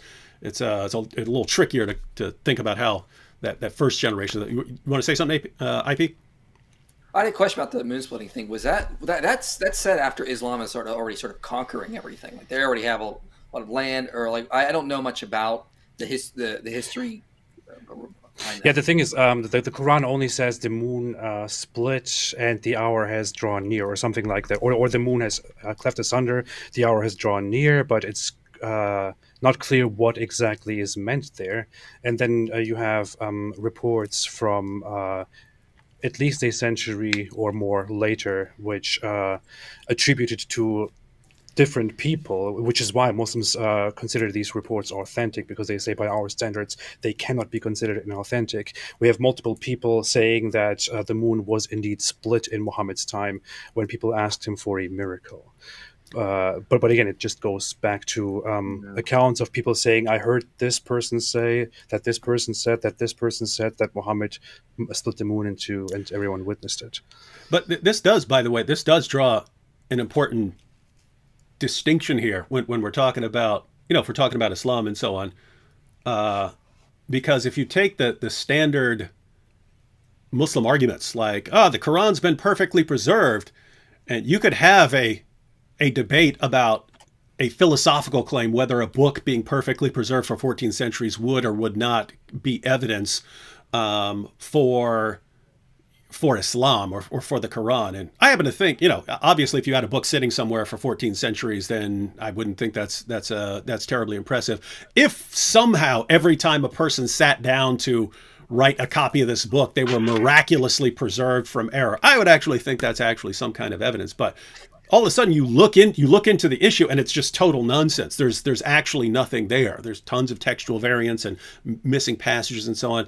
And it's like that with the other arguments they use, like the scientific miracles of the Quran. Well, I mean, you got the sun setting in a muddy pool, and stars are missiles that Allah uses to shoot demons. That's true. It happened.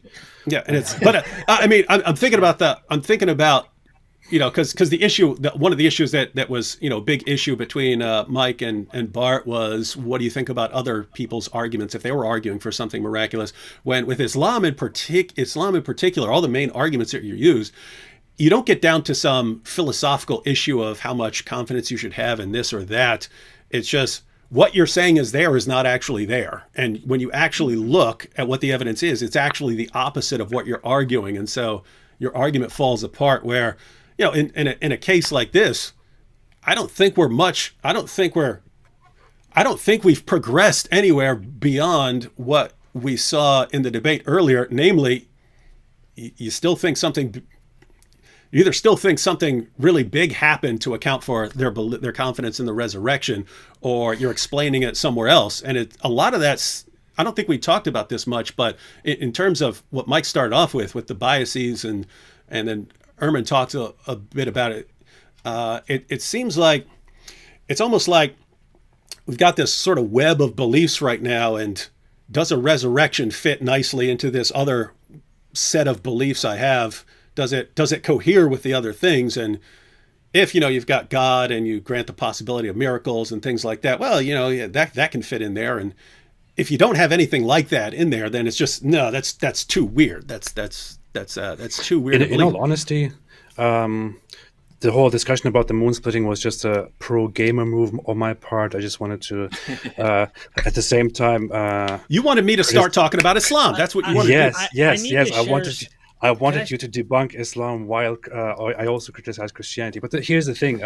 Now, Bart Ehrman, of course, as a historian, focuses very much on this topic of the resurrection. In all honesty, to me, when I look at why I believe or don't believe in Christianity, the resurrection, whether it did happen or not, is something that is unverifiable, which is why we're not getting anywhere, and which is why they will not get anywhere.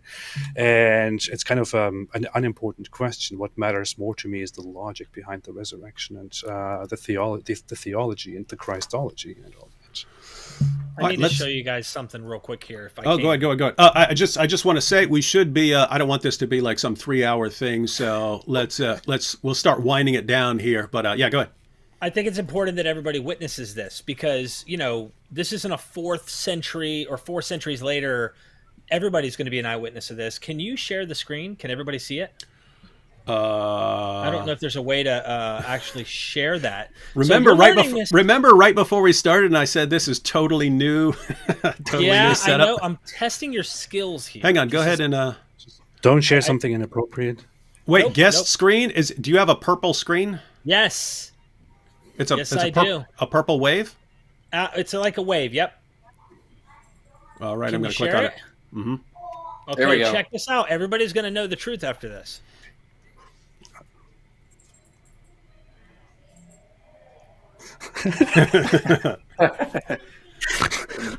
Amazing. Boom, baby.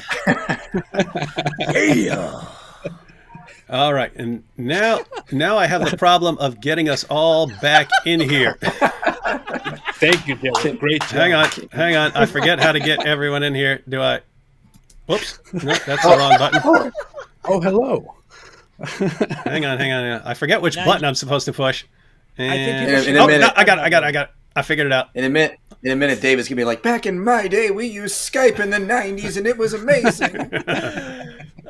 So now you know it. It's true. Yeah, it was. In case anyone was wondering, I mean, darn, now we're all totally out of order. Yeah. I can relax on David's chest instead of AP's chest. Can we? No, I got to switch hands now to high five. This is. Anyway, yeah, no, there's so much here. I do think AP's right. We'll never get to the bottom of this. I think that they believe they experienced something. I'm highly suspicious on what that might be, especially living in a place where almost every street corner in Rome has an Asclepius temple there, with things on the walls, like kind of like you go into a store and I rate this store great. They have great products and yada, yada, yada. Well, there were people giving testimonies about how Asclepius gave them, like there's one guy walks into the temple with no eyeballs in his eye sockets. And he walks out with eyeballs. He was born without eyeballs. He walks out with eyeballs. This is on the plaque on the wall, and you're like, you definitely want to go to Asclepius. He can take care of you. This is like right there in the time that Paul's around and stuff. So people believe in all sorts of stuff. And I don't know what actually happened. I think they experienced something. Christians today experience things, which it makes me want to ask that question. Like, when did, if we just grant the historicity of Cornelius, this guy never met Jesus. All he's doing is listening to people who are telling him about this. He had to have experienced something himself, like I think I experienced when I was a born-again Christian and other Christians experienced, that made him believe that what he's believing is true and verified through that experience that he's having. Do you guys think experience plays a bigger role into why people believe, even though they've never touched, seen, or whatever with Jesus? I think I agree very much with... who was that? A certain YouTuber made a list of best arguments and worst arguments for the existence of God. That was Genetically Modified Skeptic, I think. And he was basically saying that personal experience is the strongest, but also the weakest. Well, he's go ahead, okay. I want to... I've always had a hard time with me personally with like basing it off my own experiences. I've never had like this sort of like revelation where I felt the love of Jesus and therefore I'm a Christian now. It was a slow process for me. You're not born again. I'm not just that kind of person. I'm just, you have to list it out in a nice, something like a dissertation that I can read and I can go through it and, weigh it against other worldviews. And I think, like what Derek is talking about, I think, when it comes to like what Licona is doing in the debate is saying like, yeah, you can explain one of the resurrection facts or one of the facts the resurrection is built upon in this way or that way or this way or that way. But when you get everything together, you get the cumulative case together, now we got a problem, because then it's like, how do we explain all of this at once with a simpler explanation? And that is what Licona is trying to get at there. It's like, yeah, this is why this is an anomaly in the historical record that historians still wrestle with today. It's because it's just when you get the cumulative case there, it's like, okay, now what do we do? There is a case here when you get all the facts together, and how do we explain all this in a simple way? Yeah, I wanted to address that. Experience is simultaneously the strongest and the weakest, because normally if someone says, why do you believe in God, or why do you believe in Jesus or something like that, you give classic arguments for the existence of God or argument for the resurrection, when experience is definitely playing a role, right? I mean people here generally know I was a violent felon and a mental patient, and I'm sitting there waiting to be shipped off to my third mental hospital. And then I conclude, wait a minute, maybe this guy did rise from the dead. I wasn't completely convinced, but it was enough to make me think maybe I'm wrong here. And then it was just kind of, okay, what if I pray and nothing happens? What if I pray and nothing happens? Well, then, it's not like I'm getting any worse. I'm already as messed up as I can possibly be. So I pray, and I tell God that, hey, I'll believe in you right now. If you can do anything with me, you're welcome to it. But then, instantly, like mentally, things changed. I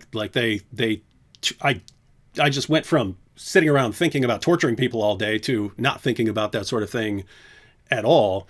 And and I'm saying this because I'm not a feelings kind of guy. I don't have most normal feelings. I can feel anger and rage and things like that, but not most things. And then all of a sudden it's like this wonder at the world, and like I'm seeing the world for the first time and so on. I know if someone asked me how I became a Christian or something like that, I would tell that as part of the story. But if I were to say to someone else, and this is why it's true or something like that, then you raise what about other people who've had different experiences, or people who've had no experiences and so on. So it doesn't seem like my experience could play some huge role in someone else's assessment, especially when you're a mental patient. Who knows what the heck's going on in your mind? We don't. Great. Some switch turned on and suddenly you started not behaving in some weird way. That doesn't tell me a lot about whether Jesus rose from the dead or something like that. When it's just a fact. To me, if I'm assessing whether God exists or something like that, or whether Jesus rose from the dead, that's still always in my mind. That hey, whatever else happens here, I know I prayed back then, and I know a lot of things changed right then. And I know that I didn't think that I was going to, I thought I was done. I thought my life was so screwed up. I'm just done. And then all of a sudden it's just not, and things just start getting better. And so it does play a role. So yeah, I think it is personally, that could be it can be the biggest factor for you, but somehow much weaker if you're trying to share that with anyone else. Mm-hmm. I find it very nice that David basically agreed with me in length with something that I said very briefly. It doesn't happen that I agree with you much. That's why I'm here, man. That's Yeah, I had the opposite experience. I had great experiences as a Christian, but at the end, getting off drugs permanently to the point where I'm almost 7 years off all substances. The only thing I do is coffee. I had no hope in me. I was kind of that, I'm going to use again. I'm going to have to stay on drugs. I just didn't think there was a way out. I was on heroin, injecting heroin. I was at the bottom, and it was realizing that I was a horrible sinner and a worthless creature, that realizing, hey, I have a medical condition. I have an actual disease, and I'm not a bad person. I've done things that aren't good. This is like a turnaround for me in my own philosophy in my head that helped me. And I always thought about this with you. I've heard you make the statement that if Christianity is not true, I'm just going to go murder people. Do you honestly believe that? Well, no, it's not. It's not. If Christianity is not true, I'm going to go murder people. It's one, you could reject Christianity and still believe in God and a source of moral law, of objective right and wrong or something like that. And so even if I decided tomorrow that Christianity is not true, if I still believed in God, then I would still believe in that there is a right and wrong, and these things aren't simply an illusion. With that said, it doesn't mean that even if I concluded that it's all a bunch of nonsense and there is no God and there is no real right or wrong and things do come down to culture and what we're raised to believe, which that was my position back in the day, it's kind of, I would kind of be more along the lines of, well, I'm going to end up doing what I feel like doing and whatever I want to do. And it's more along the lines of, I know how I used to think. And back then I didn't care a lot what anyone thought. I wasn't pressed to say, okay, I'm just going to live 80 years of my life and then get to a point where, oh, it hurts. It hurts when I pee. And it's like, why would I want to go out like that? And so it would be more along the lines of, like, right now, I wouldn't get violent with someone except like to defend my family or something like that. Whereas if I did not believe in, certain things that I'm supposed to do as a Christian, and it was just myself, I'd probably be much quicker to react violently in certain situations. So it's not, hey, if I find out Christianity, sure, I'm going to go on a killing spree or something like that. It's more along the lines of, I know what I was before, and so if I go back to anything like that, I know what I was like back then, and it's if I thought I could get away with being violent, I would be violent, and I wouldn't care. So what you're saying is that's the basic position. What you're saying is I'm a Christian and now I'm boring, and that's good. Yeah. No, I'm glad this helps you, and obviously I've seen your testimony, so I know you had it hard, and this is what's working good for you. Oh, So by the way, hats off for getting off drugs, and I'm saying that as someone. I mean, my mom died of an overdose. My brother's brain damage from an overdose. My other brother's in prison right now for being hooked on meth and dealing and stuff like that. And so drugs is like every other problem in the world. I look at it and think, man, I can handle that. I mean, like this. Islam is about to take over the world. Like, I could take this. I could take this on, right? But like drugs, it's like the one thing in the world. I'm like, I have no idea what to do about this, man. I have no idea what to do when people are hooked. It's like there's just no reasoning with anything, and so hard stuff. thank you. Mm-hmm. All right. Any final thoughts? Any final thoughts before we head out? IP. Final thoughts on anything? I'm going to try to get Derek's haircut the next time I appear on his channel so we look exactly the same. Hey, I think that'd be I'm growing great. this out, dude. You notice that now. I'm starting to do a little thing, trying to compete, bro. You know what I'm saying? Mine was getting too long. My wife made me trim it up. She said, you're starting to look Amish. Hey, I could actually see you as like going with an Amish look, man. It would suit you. It would suit your personality. Absolutely. No. I like air conditioning too much. IP, final thought. Did Jesus rise from the dead or not? Yes. Ha! I In think your it faces. Probably. Oh, man, it hurts. I think it probably hurts. happened. You wasted your time, Derek. All right, final thoughts, Derek? I tried. I mean, I freaking tried, okay? Unlike Bart Ehrman, you tried to destroy. I tried. No, again, I don't think we have good enough evidence to know exactly what happened and how that happened, but we have sufficient reasons, in my view, to think superstitious mindsets are really prevalent during these times. And there's also other narratives, Apollonius and Diana, other weird things going on. So I would just say keep looking. Keep looking. I will give my final thoughts on this. Is I when it comes to the resurrection, I do believe it happened.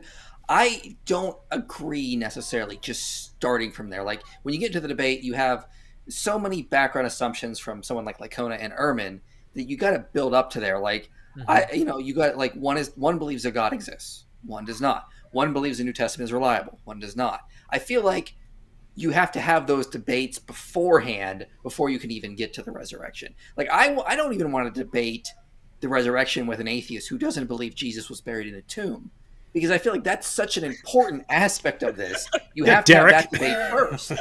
So like I would rather debate if Jesus was buried in a tomb with someone before we can even get to the resurrection. So I just want to say the debate is not going to solve it. The debate is not going to be the end all be all, despite what people are saying on Twitter. This is just opening people up to a lot of more possible views, possible evidence for both sides.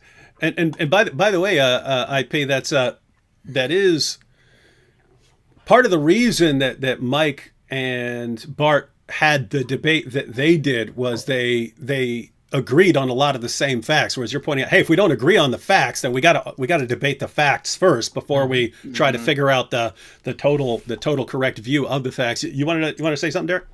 No, I just was going to say, like, I like to be flexible. I hope people be more flexible. Bring that kind of philosophy when you're looking into this stuff. Hold to your beliefs. I don't want anyone to change that.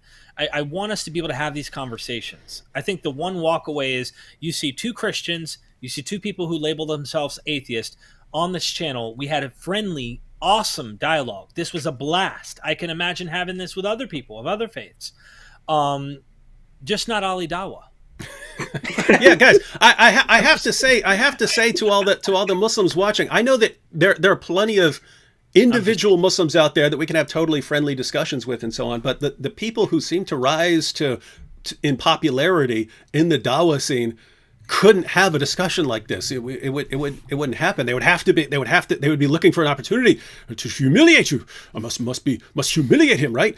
And so that's why it was good that, Mike and Bart had a nice friendly discussion and so on. They tossed some jabs at each other, here and there and stuff, but they're clearly very friendly, and then we're all friendly here. AP. What? Final thoughts, man. Where you been? I don't know what anyone is talking about here. I'm just curious, who destroyed who? Get to the point. Who humiliated who? That's what I want to know. So start from the beginning. What do you think? Who humiliated who? Everyone humiliated you, atheist. No, I think the conclusion is very clear. Christianity is true. True. Oh gosh, I'm just posting that. AP's assessment of the debate. Yeah. No, I don't know. It's the whole debate that happened today is something that is rather, I guess, intellectually stimulating to see. It's an interesting debate to have. Again, as said, I don't really get much in terms of changing my beliefs on a certain thing with this specific topic on whether the resurrection happened or not, because I just fail to see that the point can actually be made and that the resurrection can actually be proven or disproven. It's just a very tough debate to have. You can't really come to a conclusion, in my opinion. Of course, you might disagree. So therefore, not much has changed, although I feel like the experience was very nice. I think it was very good that such a debate took place for, 7 hours, people sitting there together and having such a long debate. It's incredible. You usually see 1 hour debates or 2 hour debates, and so little is being said and so much needs to be said. In today's discussion, they sat there and for hours and hours had this long debate, and it still feels like both sides said a lot of things, but it still feels like there's so much more that needs to be said on this on this topic. Mm-hmm. What concerns my beliefs and my assessment of the situation, I am, of course, right in the end. Of course. That's all I want to say. That's all I want to say about this. Well, you guys doing that? He's trying to. We should connect. We should all connect. Hey, everybody. Yeah, we could have a. Wait. Oh, darn it. You ruined it. This is not easy. Ding, ding, ding. With our powers combined, we are Wonder Twins. Came together like Voltron, ladies and gentlemen. All right, so anyway, my final thoughts on everything. Someone's asking me about my broken nose. Is there a growth on my? No, it's just broken. I used to deliberately annoy people until they would punch me in my face, and for some reason they always hit me square in my nose because I was sticking my head out making fun of them. Anyway, so yes, my nose got broken a ton when I was in grade school. So hope that enlightens you. But as far as the discussion and bringing certain issues to the forefront and showing where we disagree and so on. All that's very interesting, especially when you figure out where you disagree on, and then you see where a point that someone else is making, but you have different beliefs, and so you interpret that differently. So I'll just give you an example, like in Derek, when you were bringing up Saul, Saul, why are you persecuting me? I've noticed just from reading that when Saul was chasing David, that it sounded the same. It never occurred to me to try and think how do I reconcile that until you just brought up and you're saying, it looks like the author of Luke is doing something here. When I'm thinking, well, if Jesus actually said that, why would Jesus say something that's parallel? Until it just starts processing in the brain. But then and then I'm thinking, wait a minute, Jesus is on the cross and he says, my God, why have you forsaken me? Which is not him just crying out. He's actually quoting a psalm there.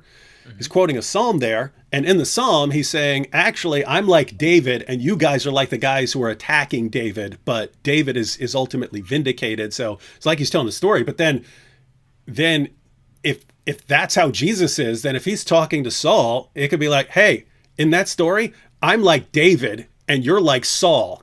Like who you're named at. You're like Saul going around trying to persecute and attack him. So anyway, it's just made me think of this issue, which I was talking about earlier, is if you believe in the resurrection, then you start thinking, okay, this is an important guy, then it looks like, this information would be reliable because God's going to want to preserve that and so on. And so you would be interpreting it like that. Whereas if you didn't believe in the resurrection, it would just look like, what in the world's going on here? These would look like problems, right? These would look like problems. Can I vindicate and just say this? I love the story. So for me, it's beauty and intelligence in the author. For me, it's these people writing these are not, to me, they're not fishermen. These are brilliant people who wrote these, especially Luke Acts. I mean, they are highly sophisticated, and I value the narrative. I love the stories. I don't follow a ontological conclusion that you do, but I can appreciate the richness and the depth of everything. Getting in Acts 17, Paul's another Socrates. I mean, he's like, it's just amazing stuff to me. I love reading this stuff, learning this stuff, but I just don't believe at the end of the day. I just love the stories. Here's the thing: when Derek brought up that parallel, of why you're persecuting me, my immediate thought was, okay, that could be a problem, or it could be that this is deliberate. It is supposed to be that there is supposed to be a parallel that is. That was planned. I don't know, divinely inspired and planned, and so on. Yeah, that's why you admitted that Christianity is true. That's why I came to the conclusion that Christianity is true. Thank you, Derek. You convinced AP. I immediately took that into perspective, and I thought, well, it doesn't have to be a problem. It could be actually something good. And now you come up, now you present your perspective on it, which is very interesting. As a conclusion, Derek educated you, and you in return educated all of us. And now I had the evidence to convert AP to Christianity. And fantastic. so thanks everyone Just call for an atheist if you want to convert somebody to Christianity. You know what I want to say. I want to add something very quickly, just because I said a few times that I don't really care about the resurrection debate, and that's what it sounded like. But I feel like for me personally, it would be more interesting to have a discussion on the logic of Jesus, coming and dying and being resurrected for redemption and all that. I feel like that is something that personally is much more interesting to me. Whether the resurrection happened or not is kind of a secondary issue. Yeah, maybe we should. Go ahead. I'd love that debate. I mean, I got like N.T. Wright's like whole series on like Christian origins where he goes into a lot of that kind of stuff. And I've read like all four of them, even the 1,400-page book he's got on Paul. And so, there's a lot of interesting stuff on that. Notice Mike Jones immediately, okay, I'd love to have a debate on that, right? When we're like, hey, look at this friendly conversation we're all having. Why couldn't it be just a friendly conversation like we're having? Okay, I will have a friendly conversation on that. All right, everyone, thanks for joining us. Hats off to Mike and Bart for doing a 7-hour marathon debate. That was awesome. And AP, any final words for anyone who's trying to decide what their belief might be, and they've got atheism, they've got Christianity, they may be thinking about other worldviews? Of course. Stay away from Islam.